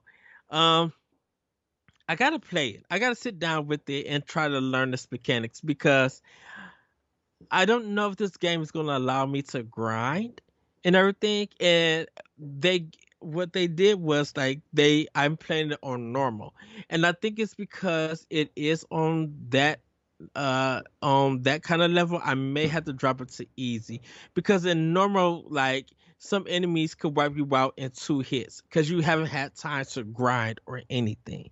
And I know there's different stories. I only played like the ninja story, But I need to get back into it, and I think I need to sit down with it and just like really learn the inside and out of this game. So when it comes time to uh get the full version of this game, I'll be ready to go. Um, Elect Head and Bayonetta 2 I put to the side. I will be returning to those to finish and everything. But we're gonna get a little. Let's start with Fire Emblem Warriors. Three Hopes. I am enjoying this game, and I love the fact that there isn't a timer to this game. Uh-huh. Yeah, I'm definitely enjoying it too. I'm enjoying it much more than I thought I was going to. And Hmm. the thing is like, I mean, I just don't like Warriors games, right? That's just something that I have come to terms with, but I always give the ones that with like that are, part of a franchise that I enjoy, I always give them a shot because there's something that I just want to support more spin-offs, more within the franchises that I really like, right? And so Fire Emblem Three Houses is like one of my favorite games of all time at this point.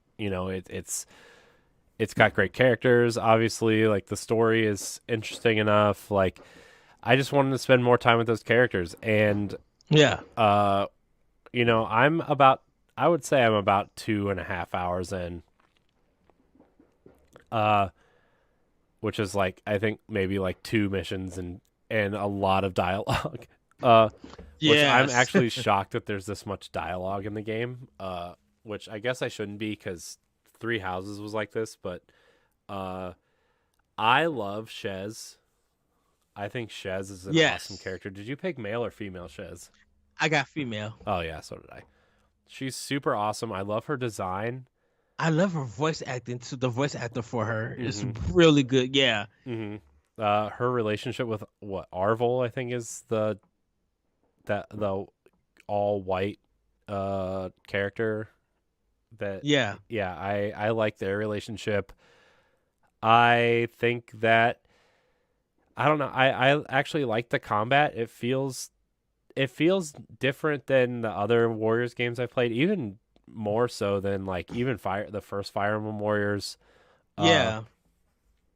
and even Age of Calamity. I mean, Age of Calamity had so many different types of characters that like for me it was just hard to like get used to a lot of the differences where like yeah, all these characters have different abilities and different weapons and stuff, but they're all melee focused weapons except for Claude's at this point where I'm at, right? And so Mm. I mean, I picked the Black Eagles because that's who I was in Three Houses, and so I'm not probably going to use Claude a whole lot anymore. But that first kind of tutorial level where they kind of make you choose all three or play as all three of the house leaders. Yeah. Claude was definitely my least favorite, and Edelgard. I can't not say no to Edelgard. Edelgard's my girl, so I went with the Black Eagles. Um, That's the Red House, right? yeah, Okay. I went surprised. with the. Oh, Oh, go ahead. oh, I was gonna say surprised at how strategic this game is. Like, Yeah. there's a lot of commands and like giving characters commands, and maybe this was part of the first one too, and I just didn't get far enough because I did not enjoy playing it. Which now I should probably go back and probably play it a little bit and see if it's There's changed at there's a all. lot. There's a lot of switching in the first Fire Emblem Warriors because they even did Hmm. that in Hyrule Warriors, where when you have multiple characters with you, you have to switch it, but because you're on a time, so they have to clean like folks out, and you got to keep on switching.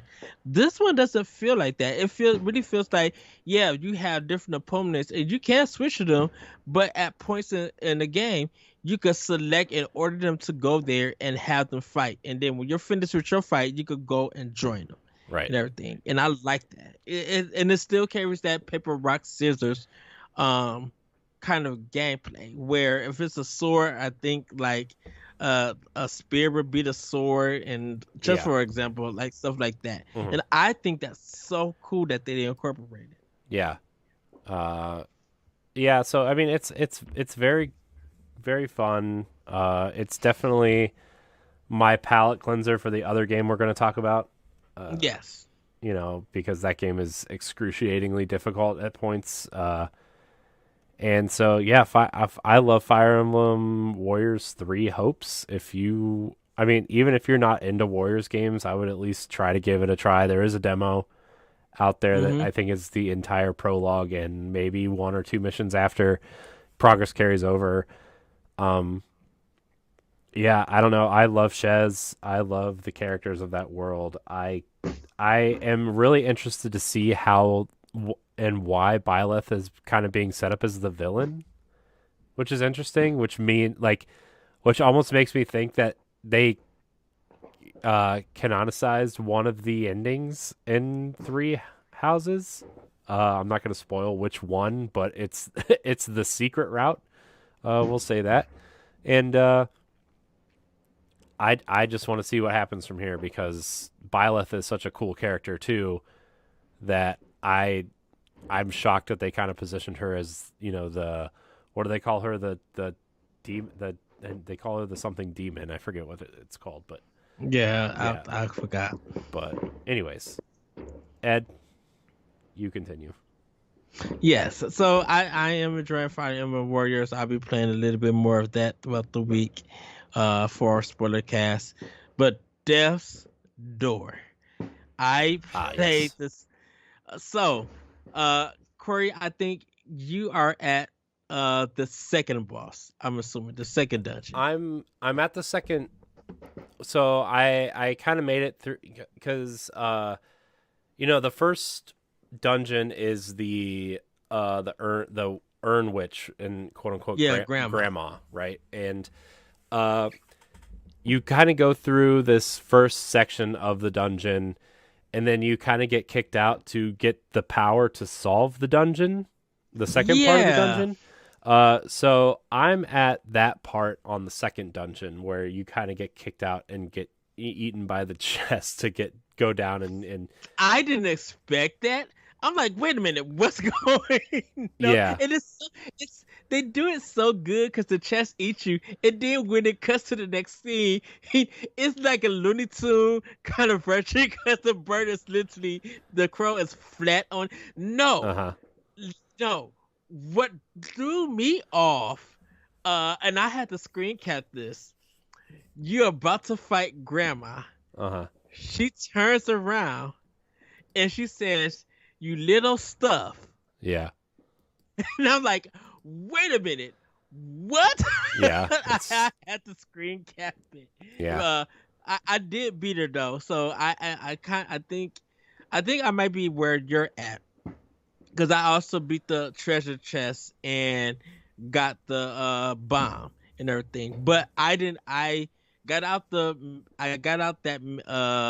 dungeon and went back to the estate, so I could collect some stuff. Yeah. Um, Yeah. This game is definitely heavily Zelda and Dark Souls inspired. I hate the fact that like I'm comparing a game to Dark Souls because not that I hate Dark Souls, but like I just feel like that term is thrown around so much, right? yes, And I'm careful to compare something to Dark Souls because it becomes scary to people, right? That term Souls like is yes. very scary to people. Uh which by the way, I picked up Dark Souls Remastered on a sale for Switch, so just so you guys are all aware, and I'm not exactly 100% sure why, but I did. But yeah, I the combat is super challenging, especially when you're playing in handheld mode. It's definitely not ideal to be playing with the Joy-Cons. But yeah, I'm in the swamp area, and I'm in the chest right now. That's where I turned it off. Okay. Uh, and it's so hard. Like you're in this little confined space. By the way, the part before that little room where there's like the three kind of lanes and the water in the middle of each lane, Yeah. and like And the guys with the shields. yes. Oh my gosh, dude! I kept forgetting that they swung the hammer twice. And Yeah. like like So after their first swing, I'd roll in there to like hit them, and then they would smash me. I'm like, oh my god, I can't believe I probably it probably took me like so have you, a half what hour is to finish that what room. is your level of your melee attack? Oh, that's the one I've leveled up the most already. I think I'm 3 out of 5. Okay, so I just got 5. When I was firing them, I was doing 4. The thing about it is, Oh, so did you you? have to hit, Were you like grinding the stats things out? yeah, to get the melee attack Oh done. wow. But what I realized to beat those things, I was hitting. I'm just like, you know what? Because the melee attack is when you upgrade it, it gets longer and somewhat a little bit stronger. I was hitting ZR because that's the kind of like your hard hitting Yeah, attack where that's the you can heavy charge attack. it. Yeah. So when I got to 4, and you might be able to do this with 3, I was able to like hit them, roll out, hit them, roll out, hit them. If you get 3 hits using ZR, if you're at level 4, they'll destroy. Yeah. They'll be dead. Because I was doing that section over and over and over again. Yeah. I died once in the chest, but like the second time I ended up beating them. But yeah, that mug was hard. Yeah. Cause you gotta be in the distance to hit them, but you got the other two throwing those long bombs. And you can't swat them out or anything. So you gotta kind of like roll and dip. Yeah. Yeah. It's I don't know. I hate those guys though. I just I every time like so like the little wizards that shoot the blue fire out, right? Yeah. Those guys are like pretty easy, and then you have like the little guys that chase you, right? Like the Yeah. guys. But man, when you start putting like the big enemies in with like the stronger enemies in with the little moblin guys, and like you're trying to like kill the little moblins, and Yes. then all of a sudden you think you're far away enough from the guys with the shield, and they just start slinging these yellow explosive bombs at you, and you're like, Yeah. oh my gosh, it's insane. And I'm just like, I gotta get out of here. And now I'm at this point, like I'm in the chest, right, trying to get the new ability, and like I only played it once and then I was just like, I gotta go do something else. But like they have the little like bird guy with the big kind of cannon that he's carrying around, and Yeah. like if he's not shooting you, he's like smashing you with it. And so like that gets really annoying. And then you have the guys with the bows and arrows, and then you have the guys that are just chasing you around. It's just, oh my gosh, there's so many different things that it's just like unnecessarily overwhelming, I feel like. And it's just like, oh my gosh. But Yes. but then when you But beat it, like you get that feeling like when you're playing a Dark Souls game, you feel super accomplished because you figured it out. And then you get that sensation of like, oh my gosh, it's over. I'm so happy I have this new ability. Let's go tackle the dungeon. And then you want to go play for like 2 more hours until you get stuck again, and you're just like, oh my gosh, make it end. so the seeds that you put in the plants to get like energy and stuff. Uh-huh. I at one point I had like 6 of them because I was collecting them, but I wasn't putting them all Uh-huh. in the plant thing until I needed Yeah. it and everything. And it's just like, goodness, I'm like, goodness, why am I saving these? Because Right. I feel like that I'm gonna get to a plant pot and I'm not gonna have enough seeds, and then to realize that, oh, if I just went up the ladder and go to the left, it's right here. Yeah. I You kind of know? I keep like 2 or 3 on me at all times, I think. I Yeah. have 3 in my inventory right now. And like it's it kind of sucks cuz you like want to plant one, and then but sometimes when you plant one, you go into the next room and there's like a shortcut back to like the main kind of hub area, Yeah. and then you don't really need to plant something because you already did it in the beginning, but you didn't know where the shortcuts would lead back to, and you're like, Uh-huh. oh well, I kind of feel like I just wasted one. Yes. Also, I don't use them in the overworld either, because the potted plant stuff is all over the place, and I don't use them in the overworld. I only use them in the dungeons. Hmm. So that's kind of helped me save some as well. But Yeah, I, I'm gonna say what we're gonna be talking to Doc Mo a little bit later. I think the one thing, the other thing that I am enjoying this. I wish it did have a map at sometimes because I sometimes I get just lost and mhm. just be like, dang, where's the interest to get into the store and stuff. Yeah, but Um, that's the Dark Souls part of the game too, right? Where like Dark Souls doesn't really have a map. They just tell you to go explore and you'll figure it out, you know? And I think yeah, and from what I've heard, that's how Tunic is too, is like you just should just explore. You don't need to like yeah, really do all this, although I know Tunic is a little bit more cumbersome for people. The Death's Door kind of strikes the nice balance between a Zelda game and a Dark Souls game where like it's not overly difficult, but if you mess up, you know, you're going to mess up and then you restart, right? But like yes. you don't lose the souls when you die either. That's kind of nice. Uh I think the combat feels really good. I think it feels just like I think it feels better than like a uh overhead Zelda game, right? Like a 2D Zelda Hmm. game. I think the combat feels great. I love how the game I think it's controls. because it's in 3D. Yeah, I mean, it feels like a 3D game that's the camera's just pulled out, right? And Yes. that's what I think I like the most about it is it feels good to play. It feels so Hmm. good to play. And the story is dark, but it's also kind of comedic, in a lot of ways. Yes. Man, Lord of the Doors. yeah. Or like I'm the just the in the Urn Palace or whatever, the the guy that's like her grandson he's the pothead, yeah. just like because his head is a pot, right? It's Yes. funny. It's good. Uh, I ordered the physical edition from Target, by the way. I wonder, is it the same ones that me and, or is it just No, it's not the limited run version. It's a different version, but okay? there's a $50 version that comes with an art book and a steel case and all that. Oh, I nice. thought about getting that version, but I don't know. I'm kind of done with the collector's edition thing just because I can never get them. And like, Uh-huh. because like I wanted that Xenoblade one and I waited in line in the store for like 3 hours and then it timed out on me. And then Yeah. by the time I got back in, they were like, we're sold out. And I'm like, yeah, I figured. So like, Yeah. I'm just They like, on my shelf, I just want all the cases to look the same. I want them all to look nice. And if I mean the next one I'll probably try to get is a Zelda one, if there is a Zelda one, mm, and it'll sell out in like 5 seconds. But anyways, yeah, I ended up just getting the $30 normal edition. yeah, Uh, okay.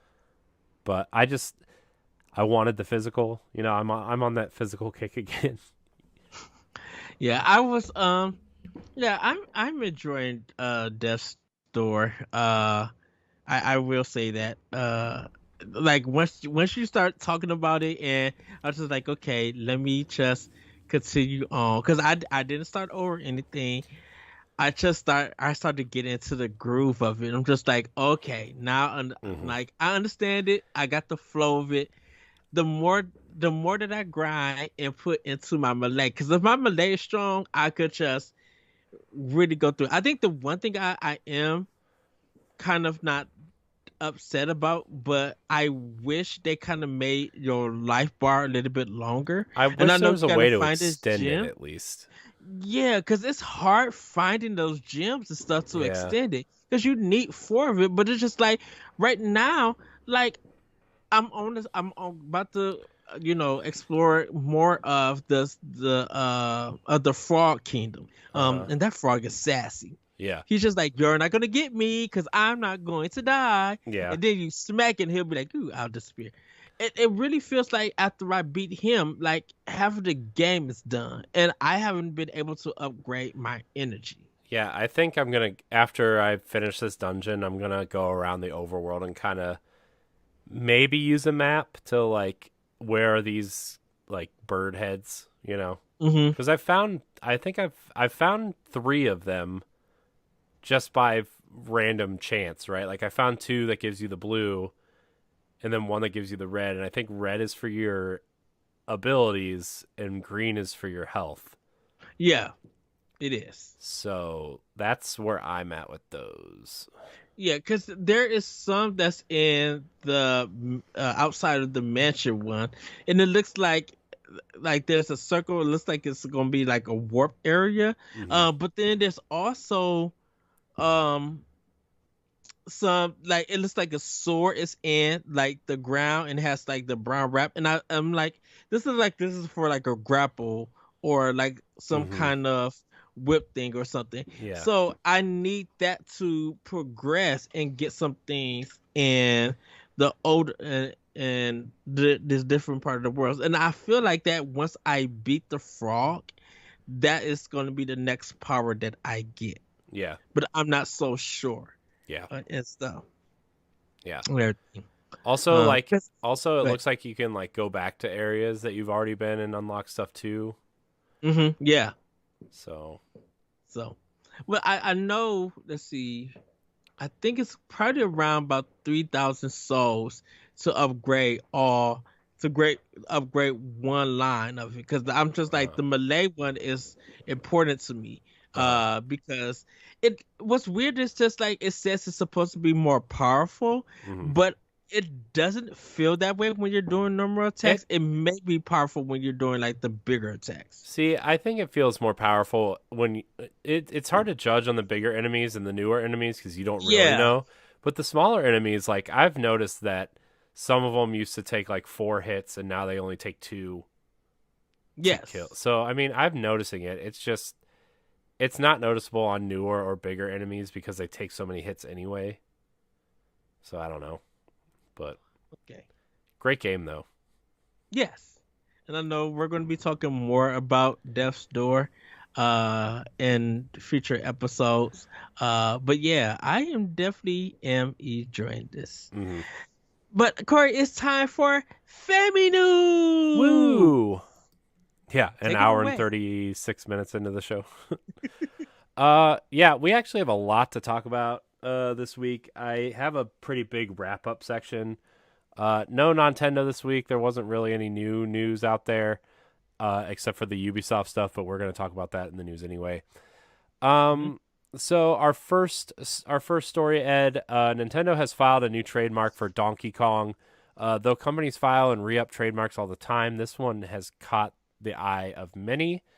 Instead of a standard trademark renewal, this one is significant because it mentions downloadable programs for portable and electronic consoles, lending more truth to the rumored 3D DK game that is supposedly in development by Nintendo EPD, which is the Mario Odyssey team.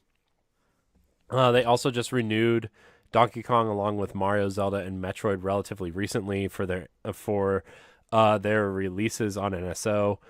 So it wouldn't make sense for them to do it again so soon. I think Right. they said May they just did it, or March, maybe March.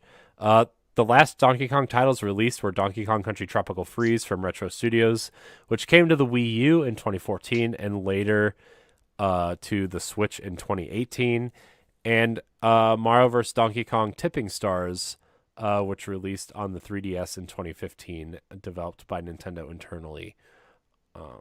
So, what do you think about this Donkey Kong patent renewal, Ed? I think it's just something for them to keep up to make sure that they don't lose the trademark or anything. I don't think it means a new game is coming because right now I think definitely with Retro focusing on Metroid Prime 4 and the other developers are still probably, getting their games ready before release. And us still waiting for that next Mario game. I think Donkey Kong is on the back burner for right now. I will say this. I think 2025 will get a new Donkey Kong. But 2024 will probably be like the reveal of it. Or something. So I think they're just doing it to be like, hey, we just want to make sure that we keep the trademark going, so we don't lose it. Yeah, but I mean, in the story, they stated that it's different from just a standard renewal. So I wonder, I mean, maybe they just updated it to say, "Hey, these games are downloadable now." I'm not sure. I don't know. I know. I feel like that Donkey Kong game is real, and the fact that Hmm.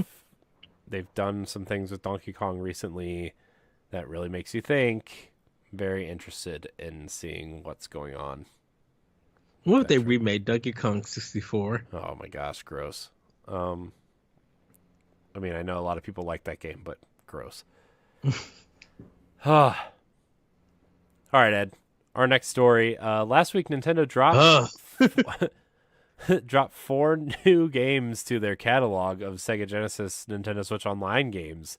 Before These you go on, this story is bonkers Why is it bonkers? because we just literally talked about the Sega Oh yeah, Genesis. we did. Go Yeah. ahead. The games include Comic Zone, Target Earth, Zero Wing, and the rarely discussed Mega Man compilation, The Wily Wars. What are these games? Let me tell you. Sorry.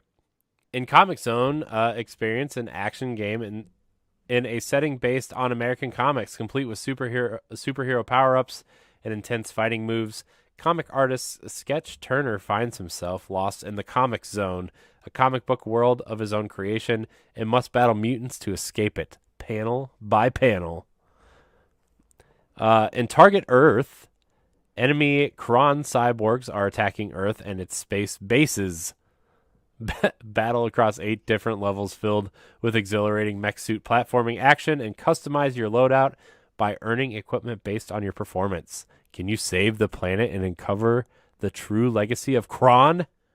By the way, Nintendo Life put up this great ranking of all the Genesis games available on the Nintendo Switch Online, Uh, and Target Earth was the in last place.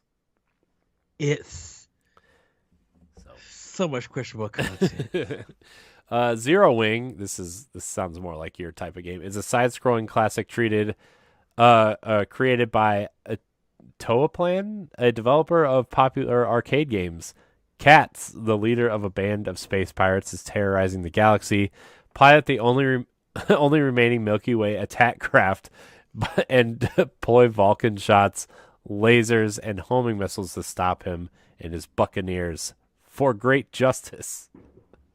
Yeah, this is the game that has the famous line, "All my bases belong to you," or something like that. Oh "All bases gosh, belong to me," or something like that. wow.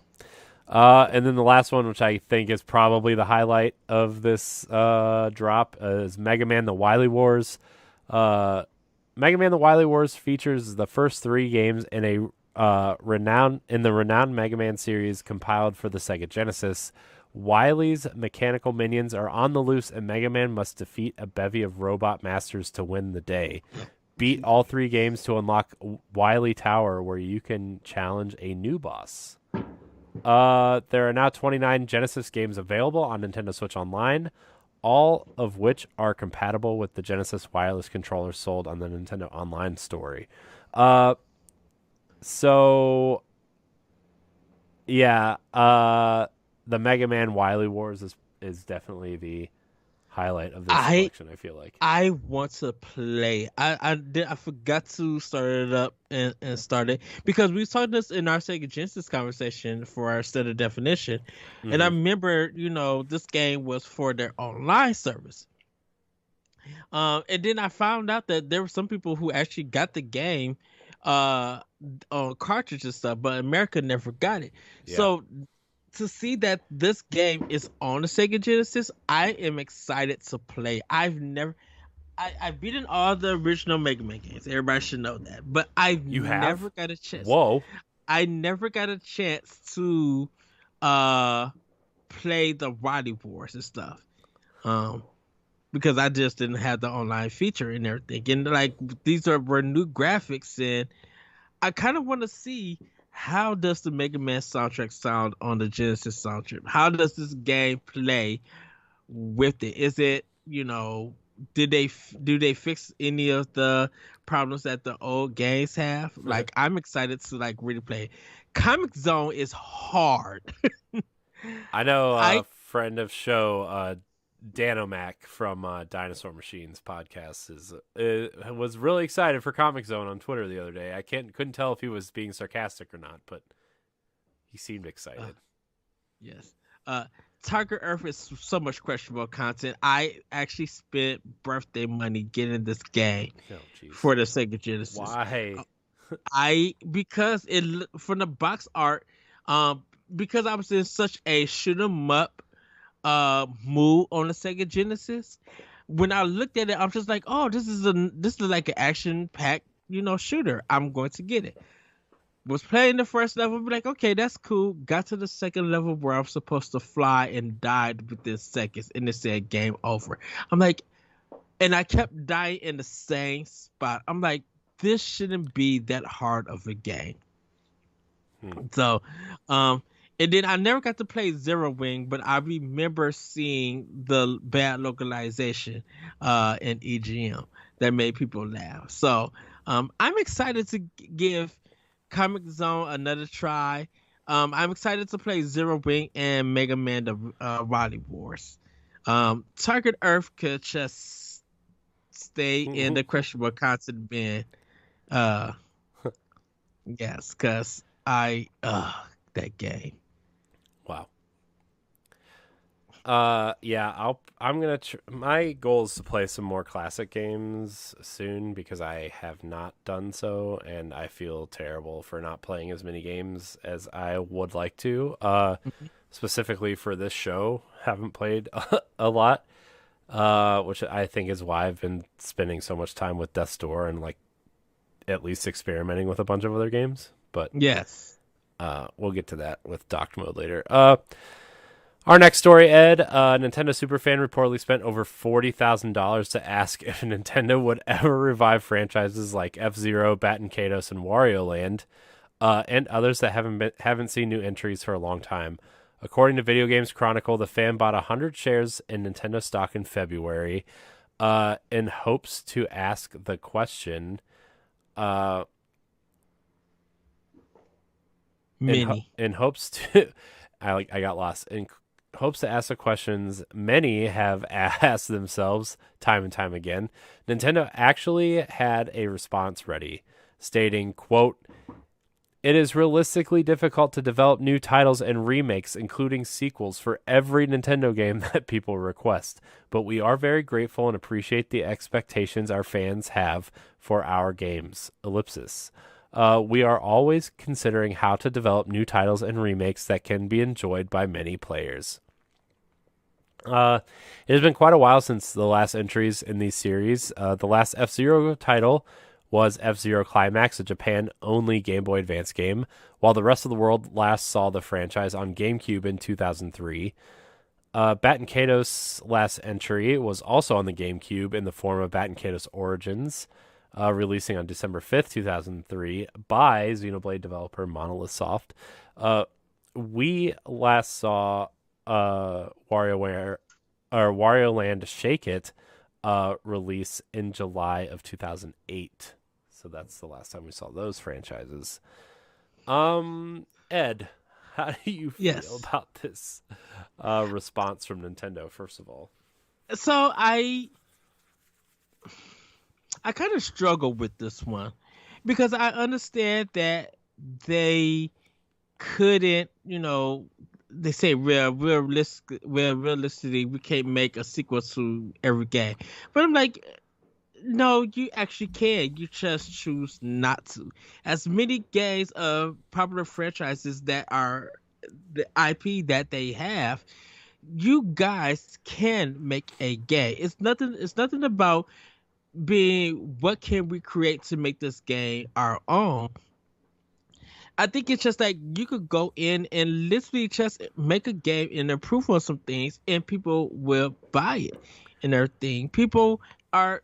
It's not so much as a request, but you see the fandom on it, and it just feels like these games that help build your company, they're being ignored. People will buy a F-Zero. People are telling Nintendo, we don't it could be a sequel, it could be a follow-up, it don't have to have all the bells and whistles and everything. And I know you try to do something more, but break that philosophy and just create something that is enjoyable, that's going to be fun, that is going to work, and we would give you our $60.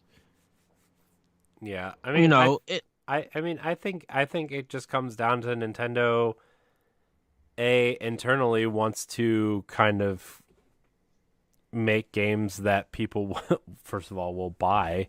mhm. But second of all, like I think they are still struggling to make games in the kind of, I would say, between the $20 and $50 range instead of the $60 range. I think they hold their franchises and their games at a premium, whether people agree with that or not. Like, how often do you see Nintendo's games go down in price?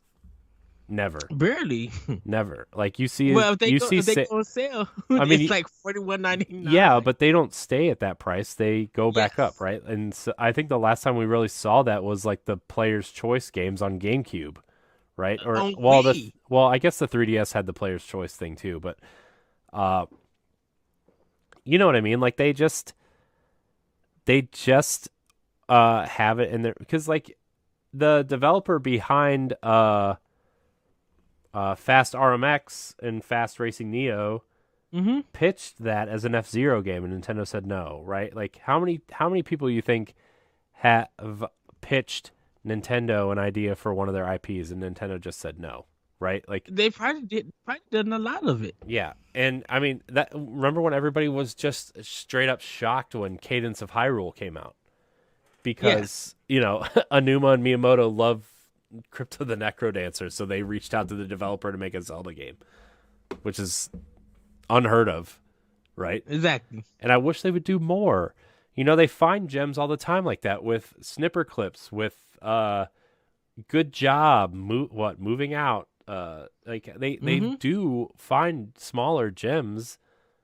Like just let your characters do these other things, right? Like let other creators do something with IP, especially ones that you're not using, right? Like I think I mean look what Ubisoft did with Star Fox. Right? Yes. And I know technically it wasn't really a Star Fox game, but it was a Star Fox game. They They just found a way to put it on other consoles. They just ripped out the whole Fox McCloud stuff. Yes. I think like with the team with Fast Mix Neo, I think Nintendo was just like, we love what you guys are doing, but it's not us. I think I think Nintendo probably respected to be like, your game is so good on its own, you don't need our name. And this is all just a assumption. I think Nintendo recognized, and plus they was a new company, so Nintendo really hasn't worked with them or anything. I think if they come back and pitch it again, as they see the sales numbers, they see the fandom, they see a good potential of that game being done, definitely reviews. I think Nintendo would be like, you know what, let's rethink this. I'm like, yeah, maybe you guys could do a F-Zero game, but we're going to be having people on the team working with you, and you got to adjust. You got to follow our lead, because if you're going to do a big project for F-Zero, you need to get it right.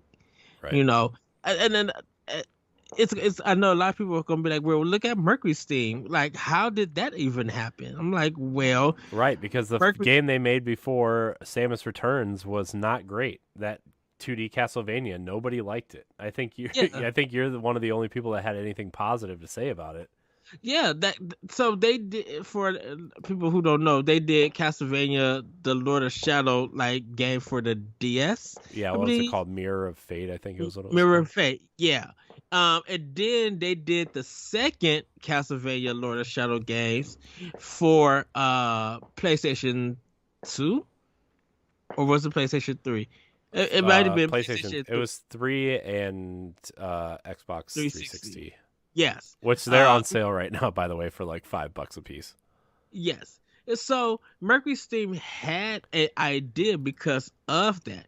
when Nintendo, when they went to presented this game for a Metroid, Nintendo was like, well, we could see, yeah, like you said, they weren't in a good spot, but they were just like, we have ideas, we know that we could do it, and don't forget, AM2R got taken down because Mercury Steam was working with Nintendo on remaking Metroid 2. And that's Samus but Returns. that's the thing too, is like Nintendo trusted them or wanted to see what they could do with a remake before they made their own game, right? And Yes. gosh, dude, Metroid Dread is one of the best games I think I've played on the Switch, and I hate the fact that I get lost. I wish I wish I was good enough at it to progress, first of all, but like just the way it's played, the way it's laid out, the boss fights were like the two that I've done were super cool. Hmm. It's like they did a really great job with Dread, like a really great job to the point where like I want to go back, and play the other Metroid games between one Right. and Dread. And Nintendo has Mercury Steam trust. They were like, okay, we could work with you guys on making a Metroid. And I wouldn't be surprised if we got another 2D Metroid before Prime 4. Prime 4 comes out. I it literally feels like the Metroid games now belong to Mercury Steam or Mercury System when it comes to 2D, and the Prime games need to stay with Retro. So I think Nintendo kind of realized we now have a formula for the Metroid series. Yeah. We don't all have to do it with us because these two companies know how to get this series in this genre right. We could focus on our other stuff. Now, Bane and Kados, yes, I won't say I need a sequel to those games. I would just like a re-release of them because those games literally got ignored. No one really knew that series or anything. And I don't know if Nintendo published it. Well, here's the thing. What I was talking about with Shane at one point was like, Bat and Kados is owned, like the publishing, like Nintendo owns the IP because it was owned by Monolith, but Bandai Namco owns the publishing rights to the first two games. Mm-hmm. And so if they were to ever re-release those, it's similar to Xenosaga, right? It's the same thing where Yes. technically like anything Xeno now I think Monolith owns, but Bandai Namco owns the rights to Xenosaga. And Yes. I know people want Xenogears on the Switch, but like Square owns the publishing rights to Xenogears, even Yeah. though like all these games are technically connected somehow, right? It's like, Yes. well, you got to go to the original publishers and stuff. And because remember that rumor, maybe 2 or 3 years ago that Nintendo was working with Bandai Namco to release a trilogy of Xenosaga. Yeah. And I don't really know why that fell through or if other things, maybe Nintendo just felt like they didn't need it or something, but like that was a rumor for a really long time and we talked about it. Yeah. And I think maybe it might be a similar thing to a lesser extent with Bat and Kados where like maybe if people showed interest they would work together to get it out, but yeah, I think it would be an interesting case to look at because this is where Monolith kind of started with Nintendo. Mm-hmm. And it would be interesting to see their history kind of come back in a way. Or maybe they're just waiting. Maybe they're just waiting on Nintendo Switch Online GameCube. Yeah, because I think people will play this game now that they know Monolith is soft. I think it was just that at that time, all the role-playing games that was on PlayStation 2 was bigger than anything coming on to the GameCube. Yeah. So it's just a timing thing. Right. I you think of the games like that first Bat and Kados game, you think of the big RPGs on PlayStation, right? It was it was Kingdom Hearts, it was Final Fantasy, it was Dragon Quest 8. Dragon Quest 8, it was Dark Cloud. PS2 was like the king obviously the PS1 was the king of JRPGs, but PS2 like continued that pretty strongly. Dude, Rogue Galaxy from level 5. Oh my gosh, dude, Rogue Galaxy is an awesome game. So good. I I wouldn't mind seeing like that was like I think that might have been the closest thing to a Skies of Arcadia sequel we were ever gonna get. Yes. Uh, Yes. but yeah, Rogue Galaxy is cool. Also, Star Ocean made a pretty big comeback at that time with 3 till the end of time. That was pretty big. Yes.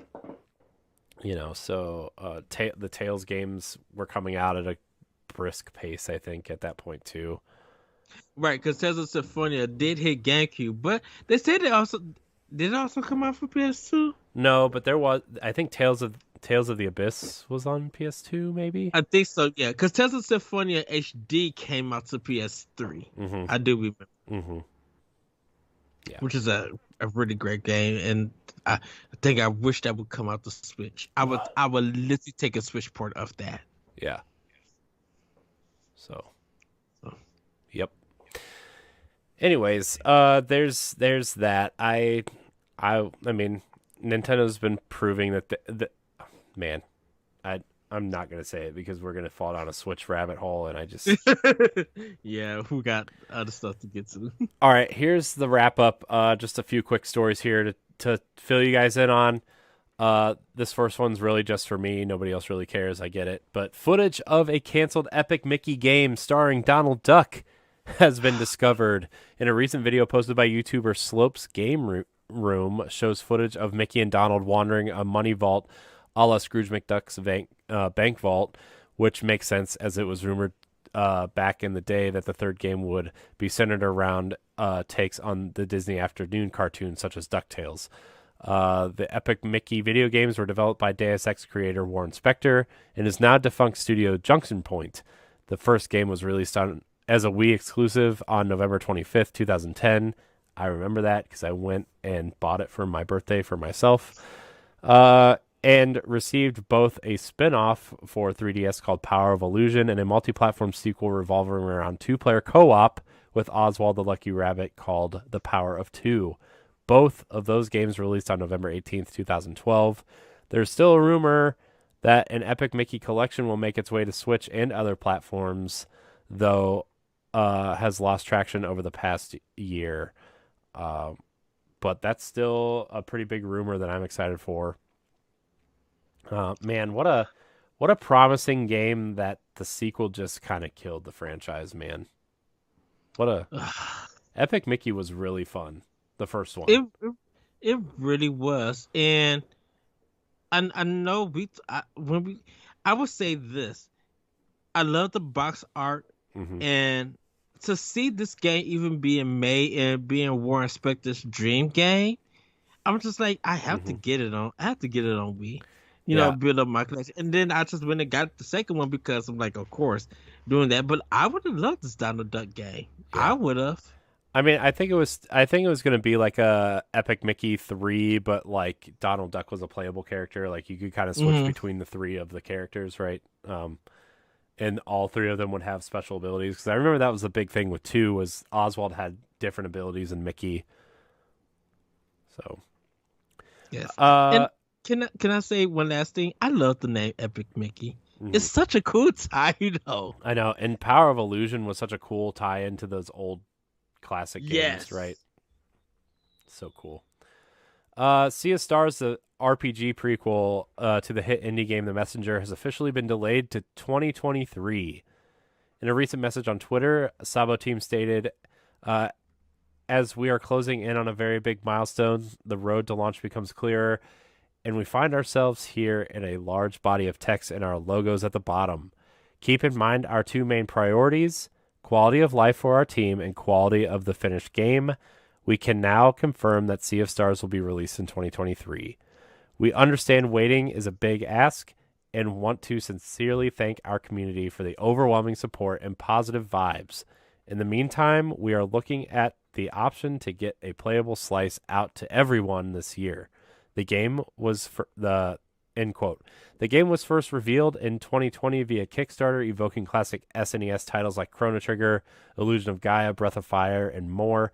Their previous title, The Messenger, made its debut on Switch in 2018. It was a cool blend of Ninja Gaiden meets Metroidvania, using a time portal mechanic that jumped between an 8-bit and 16-bit inspired art style depending on what time period you were playing in. Sabo team also stated that they were looking at options on getting a playable slice of the game out this year, so maybe we will see a demo. Yes. I, I will say this. I wasn't looking forward to Sea of Stars just yet. Not knocking it, saying I don't need it or anything, but it wasn't on my list of games to look forward to because of so much goodness that is coming out and everything. I think with me personally, I would have bought it day one. I may have played, probably would play it for a little bit and then just saved it to play other stuff. So it's not a knock against them. I'm glad that it's coming out in 2023 because the developers, they need time for their families and things and vacations, and then come back and make a better a better product than what they had initially planned. Yeah. I'm definitely looking forward to this game. It looks great. But again, take all the time you need. I want it to be fun. I want it to be perfect. And I think this is going to be one of the bigger indie hits of next year for sure. Yes. Ubisoft is closing online support for its Wii U games on September 1st, 2022. Assassin's Creed 3 and 4, Watch Dogs Zombie U, and Rayman Legends are all the games that will be affected on the Wii U. The company has stated that it will be ending support for these games as well as other older games on other platforms to focus its resources on newer games for players who are enjoying more recent and popular titles. It also means that you will not be able to link these titles to your Ubisoft account after this time.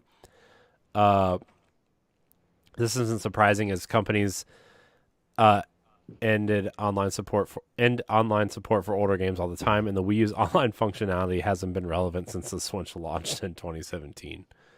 And then I could say, okay. Yeah.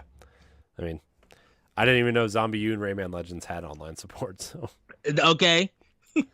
All right. The last part of the wrap-up, Ed, with even more proof that Joy-Con drift is ever existing on the Nintendo Switch, Nintendo has now opened a subscription service for repairing the hybrid controllers. A hybrid subscription service. In an article from Video Games Chronicle, the service is called Wide Care for Nintendo Switch, which covers all hardware and accessories made by Nintendo. Customers can claim up to 6 repairs per year on various products, even claims covering water and accidental damage. There are no current plans on the service expanding outside of Japan. So, yeah. Interesting. Yeah.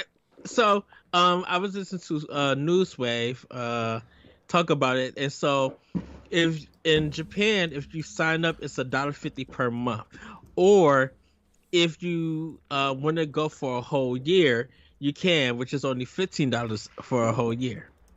Yeah. And it's a good deal and everything. So if you guys want to hear more about it, you go to Spawnwave and check out the Newswave recap on for Monday. He does a really great breakdown about it. But I think it's cool. Yeah. Yeah. There was like up to $738 that you could get in repairs with the 6 repairs. They say if they can't, even with the system itself, the tablet part or the Switch itself, they was like if they can't fix it, they'll just send you a new one. Mm-hmm. That's cool. Yeah. So. Yeah. So. Anyways, that's it for the wrap up, Ed. Back to you for. I think dock mode, right, at this point? Yes. Neat. Let's get into some dock modes, everybody. Dock mode. So it's time for dock mode. Yes. Corey and I have been playing Death's Door lately, and I have to say, it is such a top tier game. One thing that struck me as I was fighting some of the enemies was this. I really want life bars or some sort of HP tracker to know my progress with a boss. So for this episode of Dock Mode, how important are boss health bars to a player? What do you prefer? You ready, Elite Block? You ready, Elite Block agents? Let's go! So Corey, that is one of my big main complaints about Death's Door. When I'm fighting a boss or an enemy, and I know that they have it where you can see the cracks, but because of the camera sometimes being so far away, I don't know where my progress is at. I I think in action games or pretty much any game, I prefer to see a life bar for an enemy. I think it is something is reassuring me with the progress to let them know that if I get you two more hits, you out of here. What about you? Um, I mean, it doesn't really bother me. I guess it depends on what kind of game it is and like what the point. I mean, I guess it would help. I don't know. I haven't really been thinking about it in Death's Door, to be honest with you. But it is very prominent in Ninja Turtles and uh, that those types of games. There's not. I don't think there's a health bar in Metroid Dread either on those bosses, and It's not. and that would really Uh, help. I think in mhm. that game it would help, but in terms of Death's Door, like I haven't really been thinking about it, which is strange because I really like to know how much time, like how much more I have left to do something. Uh, Mhm. man, and now I'm gonna have to like look, and it's gonna bother me now. So thanks. Well, I think the thing about it is that so in some games that uh when you're hurting a boss and they got damaged, they'll start to like maybe glow or they'll have appearance of that damage. And I think it's because of Death's Door that you are into the fight. You don't want the fight to be feeling like it's so long or anything. And yes, in the Legend of Zelda itself, you do not get no life bars. You get phases with some of them. And you could tell when you're in a new phase because like if you've been hitting them three times and they go and do something, when they get to their next phase they're going to still do what the first one is but then switch it up. And when you get to that final phase, it's so random you don't know what is going on, but you gotta realize that if you get a chance to get an opening you gotta be quick to get it and stuff. Nintendo likes to change up their boss fights and everything. Even with King Koopa and stuff. Like when you have the fireball effect in Super Mario Brothers, it takes about maybe 8 or 10 fireballs when you hit them. But you gotta do all that jumping and stuff. So you have the option of I could one hit him by jumping over him or running under him, cutting off the bridge so he could fall, or I could just sit there, make sure that I jump and dodge and hit King Koopa with fireballs and everything. I even when I play some of the games on PlayStation and Xbox, I think when it comes to a boss indicator of when they're going to die or how much damage I'm doing, an energy bar just makes sense to me. And maybe it's just because I grew up with some games that had it implemented in it. Yeah, I just sorry, I'm just there's something else trending on Twitter, but I don't really want to talk about it. Uh, yeah, I mean bosses and but like so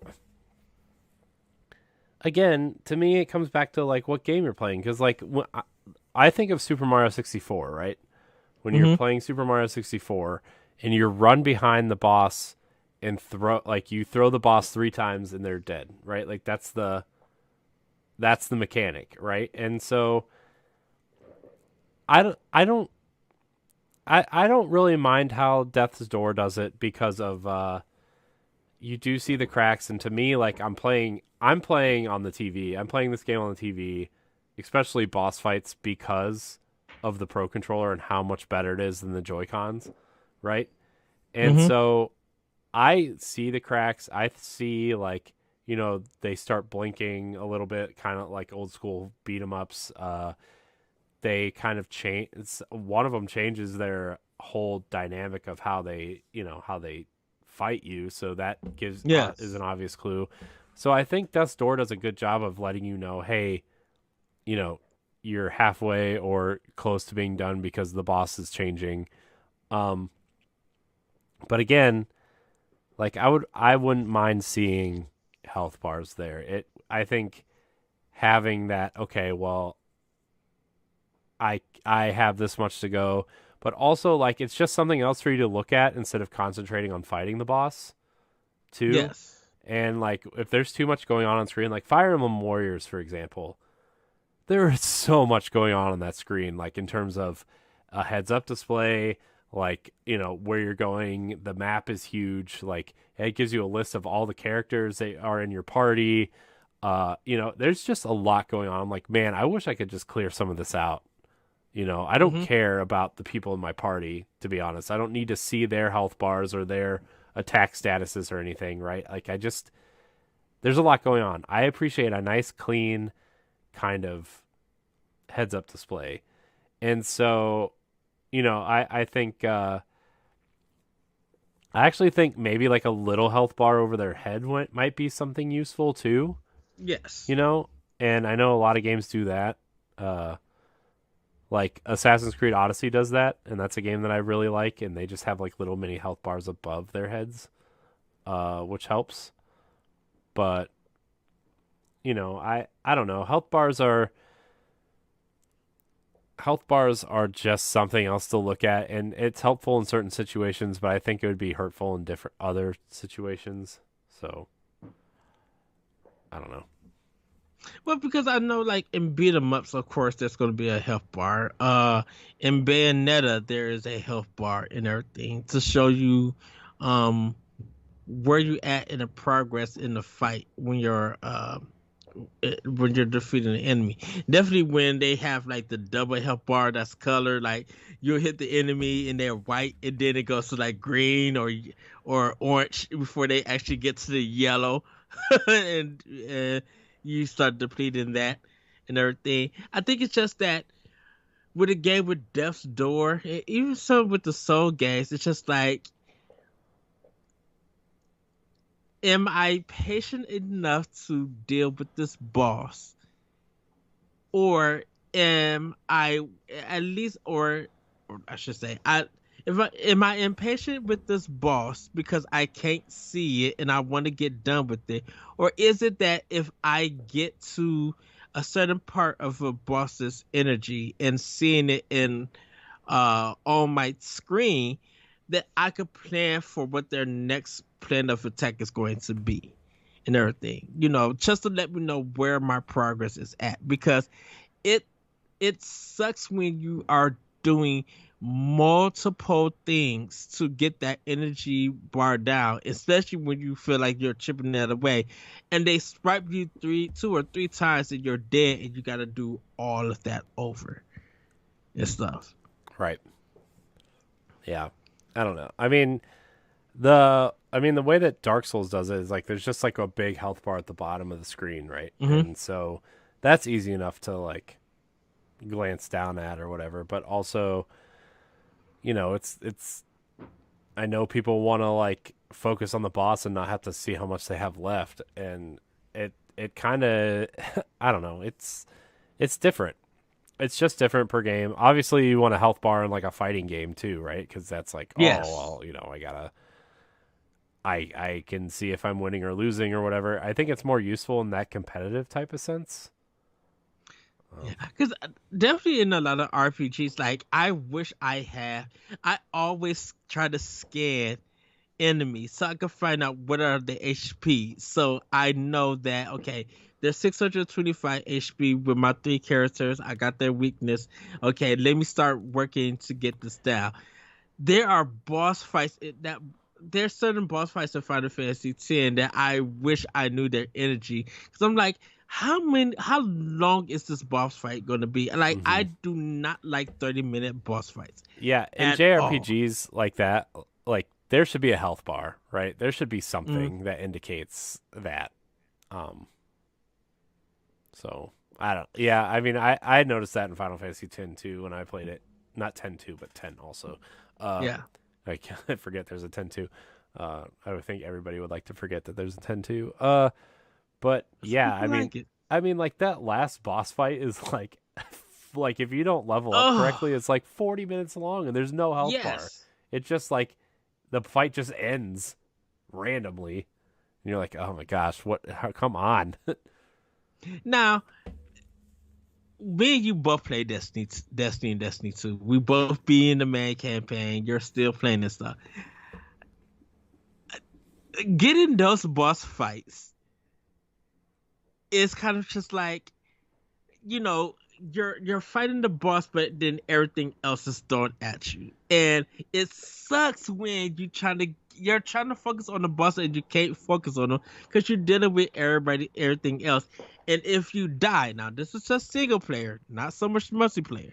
When you die, and this is one of those fights that be like, okay, there's no, if you come back, you got to start all of this all over in this fight. Mm-hmm.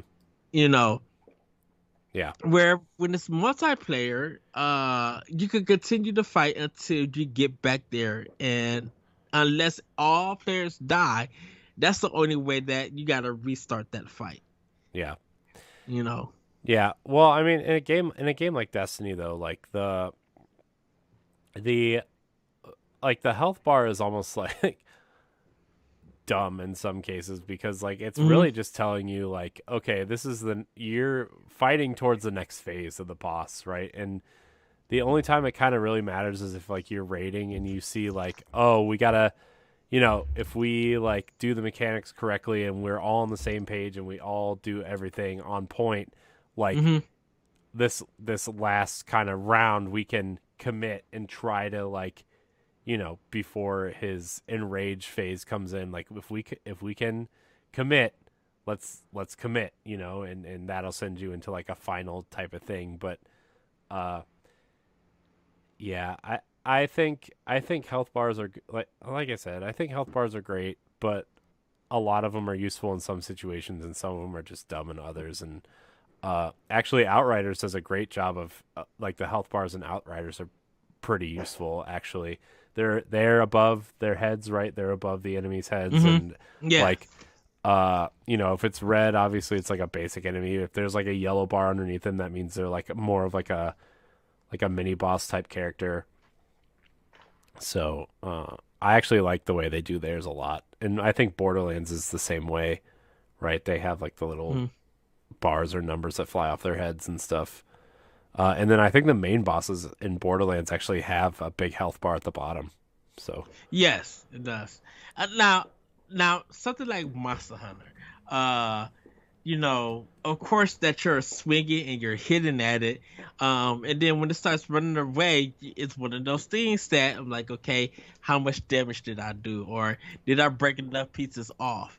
And everything. And like I said, when you're doing single player, it's going to take longer because you're doing more work. You're attacking this one big giant monster, and you're trying to get them to hop and everything.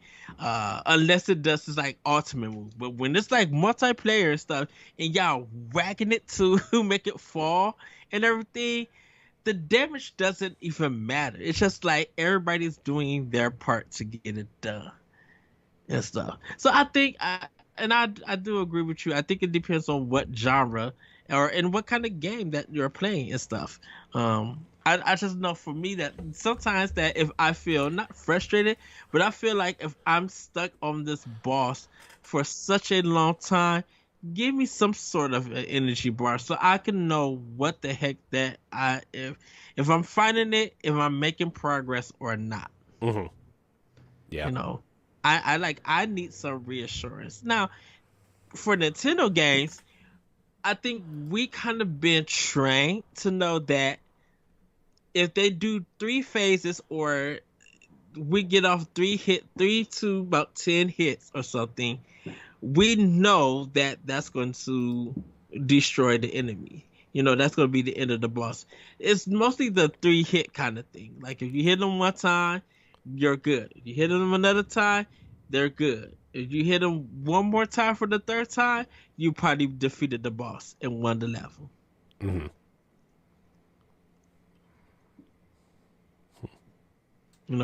and it kind of changes and stuff. Now, yes, you don't need a health bar for a sports game and stuff like there, because if you're using a quarterback for like Joe Montana, John Madden football on Super Nintendo, you're normally going to be just using that one quarterback, and their stamina levels are going to stay still unless you go like into a simulation thing where they could get tired. Mm-hmm. But you don't even pay attention about them getting tired. You just get them and go and everything. Yeah. Yeah. So, I mean, I don't really have a lot more to say on health bars. I think I think they're useful. I think something like a sports game, you see more of like a stamina meter more than like a health bar. And then I know in like Madden, like the little tokens they use as the players, like they'll be green, yellow, orange, red, depending on how tired they are. And you can kind of choose when to sub them in and out and that kind of stuff. Obviously NBA Jam, you have your turbo meter, which is way cooler than anything. Yes. But that's just me. And last but not least, you do need a health bar in the Mega Man game because you need to see which weapon works the best. Yeah. With that. But that's going to be it for Dark Mode. Not a big long Dark one, Mode. because we kind of been going long and stuff. But I wanted to put that as a Dark Mode because I was just thinking about, man, this game needs a health bar so I can see where the heck, because it happens a lot in a lot of PlayStation 2's platforming games, like Jack and Daxter. Knack has a problem with that. It's just like I need a health bar to know where the heck I am at in this fight, because I know if I die, I gotta redo all of it over and everything. And I understand the rinse repeat kind of gameplay style, but it gets tiresome after it's like the 15th time, and part of that time is not your fault at all. So, but Corey, we're gonna get into question block, and I'm gonna let you take over from here. Okay. So yeah, question block. You can tweet at us at Pow Block Podcast on Twitter, or email us at nintendopowblock@gmail.com. On Mondays, we usually put out a thread on Twitter, so you can reply to that as well. We have one question tonight for question block from our old friend Deshaun Malone. He says, what do y'all think of the 2022 second half of the 2022 lineup for Switch? Does Nintendo have anything else to announce? Do they need anything else? Congrats again on y'all's 300th episode. Thanks, Deshaun. I know we kind of talked a lot about it at the beginning of the episode. I mean, I think Nintendo right now has the strongest lineup of the big three, if you will. I mean, including first and third party games, indie games. I mean, Xbox really doesn't have, anything major coming out. I mean, they have a lot coming out, right? I mean, but, nothing like, Starfield was going to be their big game, and I think initially they expected it to be Redfall, Forza, Starfield this fall. Yeah. Like I think that's what they were expecting, to have like a 1, 2, 3 hit like last year, right? I mean, last year was Psychonauts 2, Forza Horizon, and Halo, right, to end the year. Yes. And so I think they were expecting that again this year, and obviously that got pushed to early next year. So I think PlayStation has The Last of Us Part 1 and God of War Ragnarok, which will probably sell 10 million units each at least. But I still think Nintendo's audience is different from those games. So people who are picking up one of those games will probably pick up another Nintendo game. But like overall, I think Nintendo's lineup is stronger. I mean, you look at Nintendo and like the first party right now, it's Xenoblade this month, Splatoon in September, Mario Rabbids October, Pokemon November, and that rumored Metroid Prime. Like if you include that Metroid Prime remake in there, which is rumored for November, and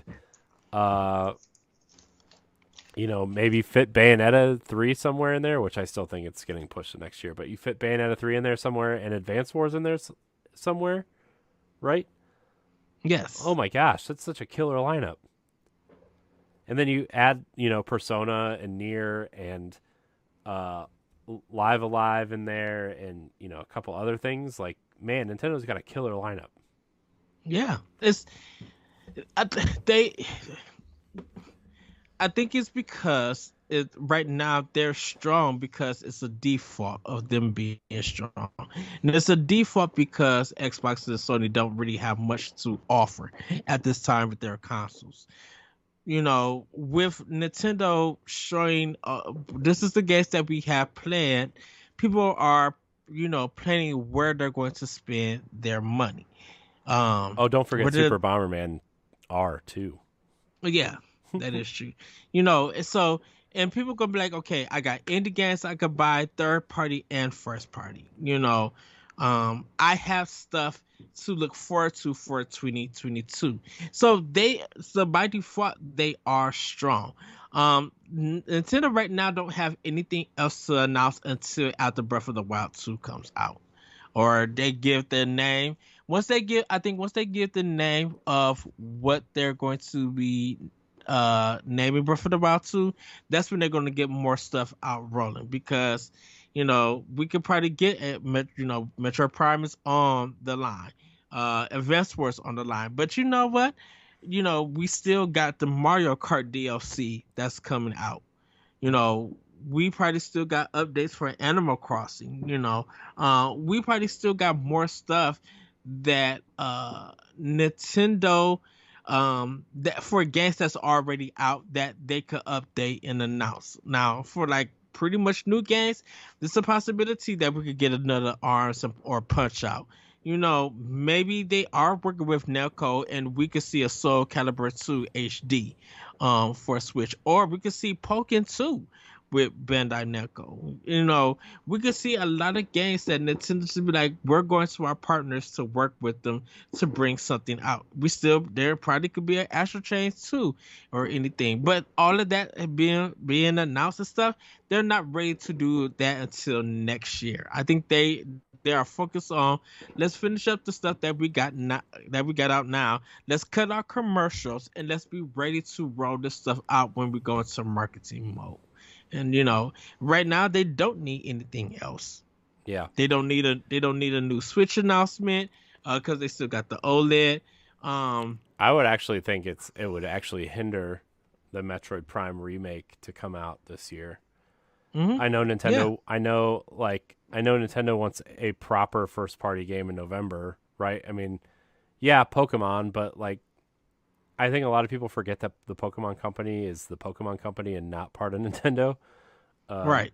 And so I think Nintendo wants a proper first party game in there, and I think shoving a Metroid Prime remake in there would kind of hurt its performance. Although I've been wrong the last couple times Nintendo's put a game out along with another game in the same month, and it turns out to sell like 5 million copies, right? So who knows?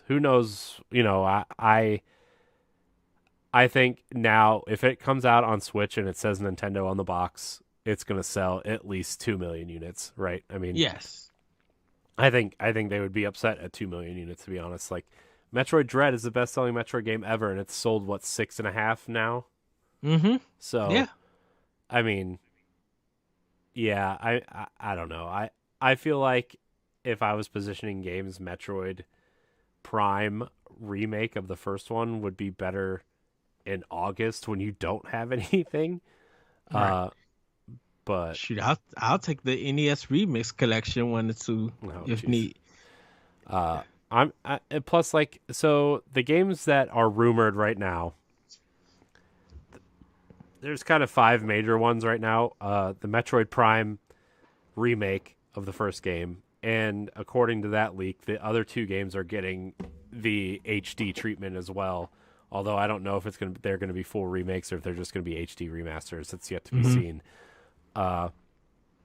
Although that game still looks amazing as is, so I mean, I wouldn't mind just having a remaster at this point. Exactly. So we have Metroid Prime 1. We have the Fire Emblem game that's rumored to be finished. We have the 2 Zelda games, the Wii U ports of Wind Waker and Twilight Princess, and the Donkey Kong game. Those are the 5 major titles that are rumored.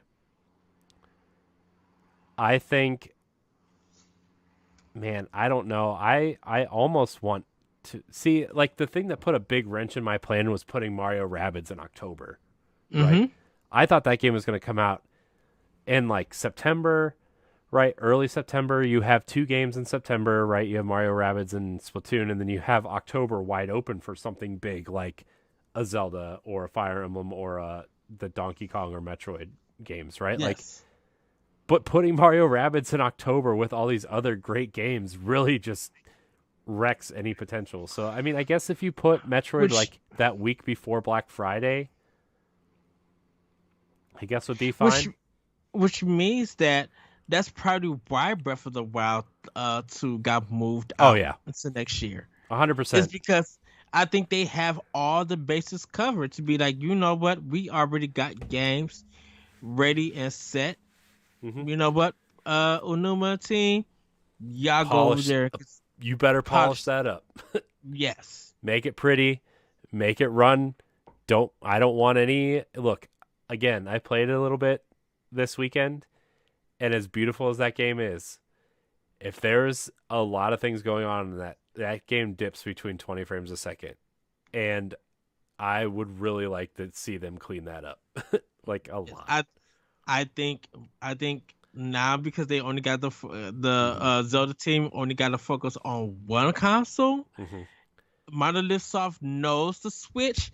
Look at Xenoblade 3. They know what they could do with the swirl. Mm-hmm. Grab y'all folks, go into that development room, and y'all get to work and polish the mess out of it. And remember when Digital Foundry broke down the trailers, those trailers were running at 60 frames a second, and nobody understands how that game is running at 60 frames a second, considering how big this game is going to be. Mm-hmm. Because, they're adding supposedly an underworld and an overworld and a time jumping thing, right? Like, those are the 3 major rumors. Obviously, we know the Sky World exists because that trailer is clearly based off of Skyward Sword, right, where he's jumping out of the air. You see that's kind of the Sky Islands. The very first trailer, they were going underground, so there's an underground world. Yep. So, like, the last major piece is the time jumping aspect, if that exists in this game, and this game's going to be so big. This game's going to be massive. Right. So it's really like right now Nintendo is at such a good spot. I think for a question like this, I would be like, I will ask the other companies, what do they want? What are their plans to have a strong holiday release? Right. What is Microsoft's lineup going to be, and does that look good? Because I think once again it's just like, yes, you got a lot of games coming to Game Pass, but I need those dates for those Game Pass dates. Mm-hmm. Sony, I need you to put more than just God of War out. I need to know, what do you have planned? Because is it going to be just third in indies making up your holiday? As big as Call of Duty is and big as NBA 2K is, I'm going to need to know more. And y'all probably will have Tokyo Game Show and Gamescom to speak on all of that. But right now, for like Nintendo, and for the Nintendo community and just gamers in general who plan on stuff to play on Nintendo console, everybody's literally straight. And now all it is just surprises if they want to bring it. And most of the surprises are going to come from indies. Mm-hmm. Well, you also got to remember Overwatch 2 is coming, and it's free to play. You said NBA 2K, that's coming, right? I mean, that game comes out every year on Switch like clockwork as well, which is awesome. I almost bought 2K22 the other day because it was $10. Oh, nice. But I didn't. I held off because I think I'm going to get 23 because it's been a couple years since I bought it, and I've really been in the mood for a sports game. And Madden, I downloaded Madden on Xbox Series X the other day, and it is, man, I really want to like it, but it's not. It's not popping. It's So, not hot. but you have that. You have, like you said, there's probably going to be. I think there's going to be an indie showcase. I think August and September are going to be pretty big for indies, to be honest. I think we're going to see Silk Song and Tunic come out soon for Switch, because I think Tunic's coming to PlayStation in September, correct? So Yes. I wouldn't be surprised if on the same day it came to Switch, because that seems like a game that was. I literally have a feeling Tunic is coming out next year. We'll see. We know how great you are at predicting things. So waiting on Arms 2. You know what? But yeah, I mean, there's a lot of major games coming. Persona is like a huge deal. Nier is a huge deal. Like it's just, I don't know. I think Nintendo has a killer year. I don't think they need to add anything else first party wise. Although I wouldn't say no, but I think they have a killer next 9 to 12 months, to be honest with you. Mm-hmm. Yeah. If these rumors are true, if Fire Emblem and Donkey Kong are in the works, if that Metroid Prime remake is in the works, and the 2 Zelda ports come at some point, like, that's your next year. You think about it. That's probably half of your first year. Say Bayonetta and Advance Wars get pushed next year, right? Mm-hmm. That's your whole next year. You kick off the year with Bayonetta, right? Bayonetta in January, Advance Wars in February, Zelda in March. I would say maybe the Metroid Prime remake in May. Do you think Prime 4 is good for October? Same way that Dread was? Prime 4 is not. No, if they're talking about remaking the first 3 games, Prime 4 is a 2024 game at the earliest. You think it really got delayed even more? Mm-hmm. I think they want that game to be perfect. I think they want it to be polished, and I think we get a 2D Metroid before we get Prime 4. I would be shocked. I'm like, that's my prediction, everybody. That is my prediction. By the way, uploaded an episode today that said, do we think Metroid Prime 4 will really come out in 2018? That is a real episode of Nintendo Pow Block, everybody. I wonder what did I say on the episode. I think you said absolutely. I think we both agreed it was going to be their big game of 2018, actually. Yeah.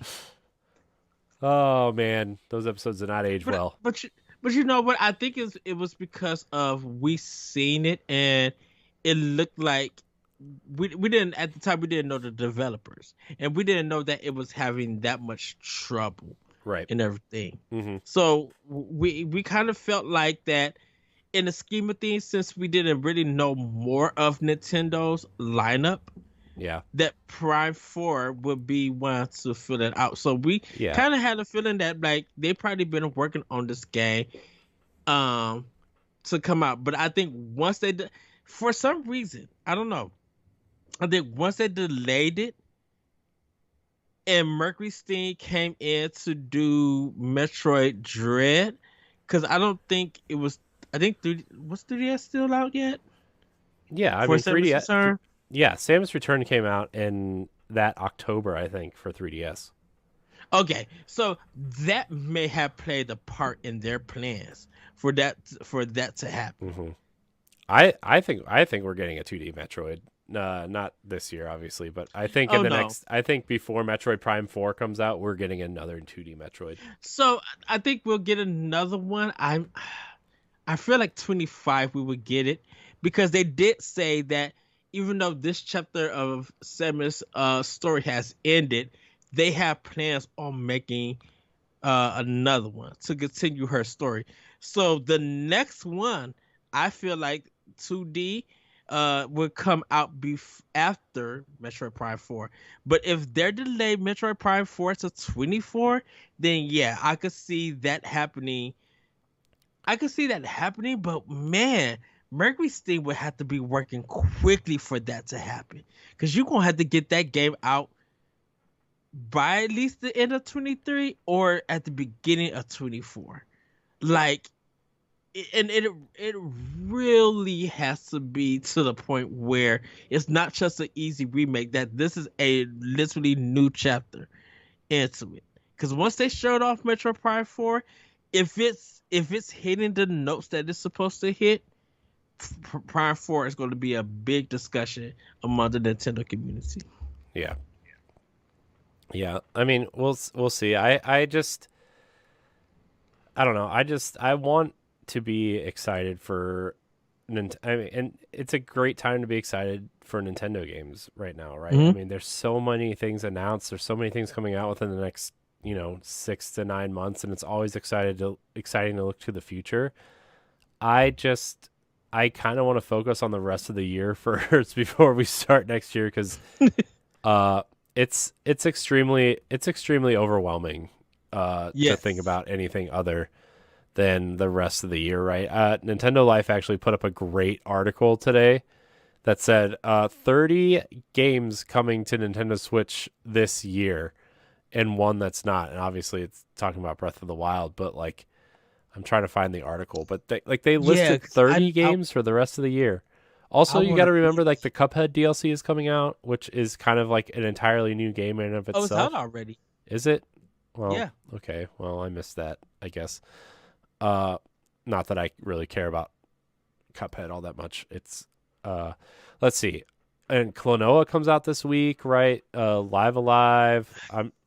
Also the Life is Strange remastered collection and True Colors still aren't out on Switch, which are both rumored to be coming out this year at some point. Wait, what? True Colors is not on Switch yet? I don't think so. That can't. It's on this list. Are you? I thought that was already out. No, it's on the list. Unless they're wrong or I'm wrong or. I know the collection isn't out yet. Yeah. No, I don't think True Colors is out. True Colors Switch. I would be. I would literally be shocked. I can't believe I'm signed into Nintendo.com. It's still asking me for my birthday. Come on. Okay, True Colors is available because it's $59.99. Yeah, but that doesn't mean it's out. It just means it's available to pre-order. No, you can buy December 7th, 2001 or 2021. Okay, yeah, that's out already. Yeah, I think the collection isn't out yet. Then 1 and 2. Oh, you're right. Okay, I misread. That's my fault. I'm sorry, everybody. I'm sorry. Jerks. I've been thinking about Road 96, but I think that's on Xbox too. On sale. But yeah, I mean, look, they put together a list. Like Metal Slug Tactics is coming out this year, right? Like, I mean, yeah. Sonic Frontiers is another big game that's coming out this year that we keep forgetting to talk about because it's a 3D Sonic game and nobody really cares. I do. I know I do too, but I don't. I do and I don't. I'm just giving Sonic a hard time. I actually really like Sonic Mania and Sonic Origins. The Ninja Turtles collection is still coming out this year at some point. Like, I'm telling you, I'm just so overwhelmed by the amount of games that are coming out this year that it hurts my brain to look at this list. Right. Oh, by the way, speaking of games that are coming out this year, did you see the Atari 50 anniversary collection? I heard about that, but did they give it a date or something? It says sometime in Q4 2022. There's apparently 50 games ranging from classic Atari arcade games up through the Jaguar. So there's going to be Lynx and Jaguar games on this collection. So meaning that I might end up getting it because there's a lot of games that maybe we'll get Demolition Man. Oh my goodness. We probably will. Or I forget which one had the bad Predator game and which one had the good one, but maybe we'll get the Predator game. See, Jaguar had the Predator game. I think 3DO had the bad Predator game. Because I think Yes. Jaguar had that first Alien vs Predator game that everybody likes that played it, Yeah, they but did. nobody owned a Yeah, Jaguar, so hardly anybody played it. But the people they who did. had one, I had a Jaguar at some point. At one point, it was a Well, terrible console. I had a Oh my TurboGrafx. gosh, I had a TurboGrafx 16. it's So better than a nothing. Jaguar. I would have rather had a TurboGrafx than a Jaguar. By the I mean, way, anybody out there, if you have a Virtual Boy that you would like to get rid of, I will take it off your hands. Speaking of consoles, I just want a Virtual Boy. I had one and I got rid of it because I was poor and it was selling for like $150 and I needed to pay rent. um, and I really regret it because I had the box and that nice carrying case and like 6 games, which is like half the library. Oh man. Anyways, Deshaun, thank you for your question. I know we're just rambling now. yeah.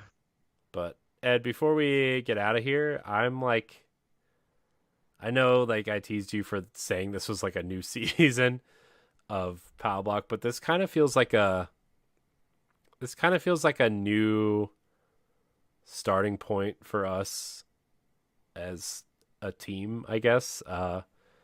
You know, I just wanted to say this before we got out of here. Like, uploading these older episodes just really reminded me how much fun we used to have doing the show, and we didn't care if we talked for 45 minutes or 3 hours. And obviously tonight we talked for almost 3 hours, and it didn't even feel like 3 hours. And you know, I really missed that aspect of podcasting in general. Mm-hmm. You know, because I know we didn't really do like a like a memory lane type thing with 300 really. You know, and like I've been really literally reliving some of these episodes recently, and like I just miss when we would get together and just you and me and talk about Nintendo for 3 hours and not care if we got 1 or 100 listens at that time, you know, and I just feel like this was a great start, or I guess a great start in the new / old direction we used to have.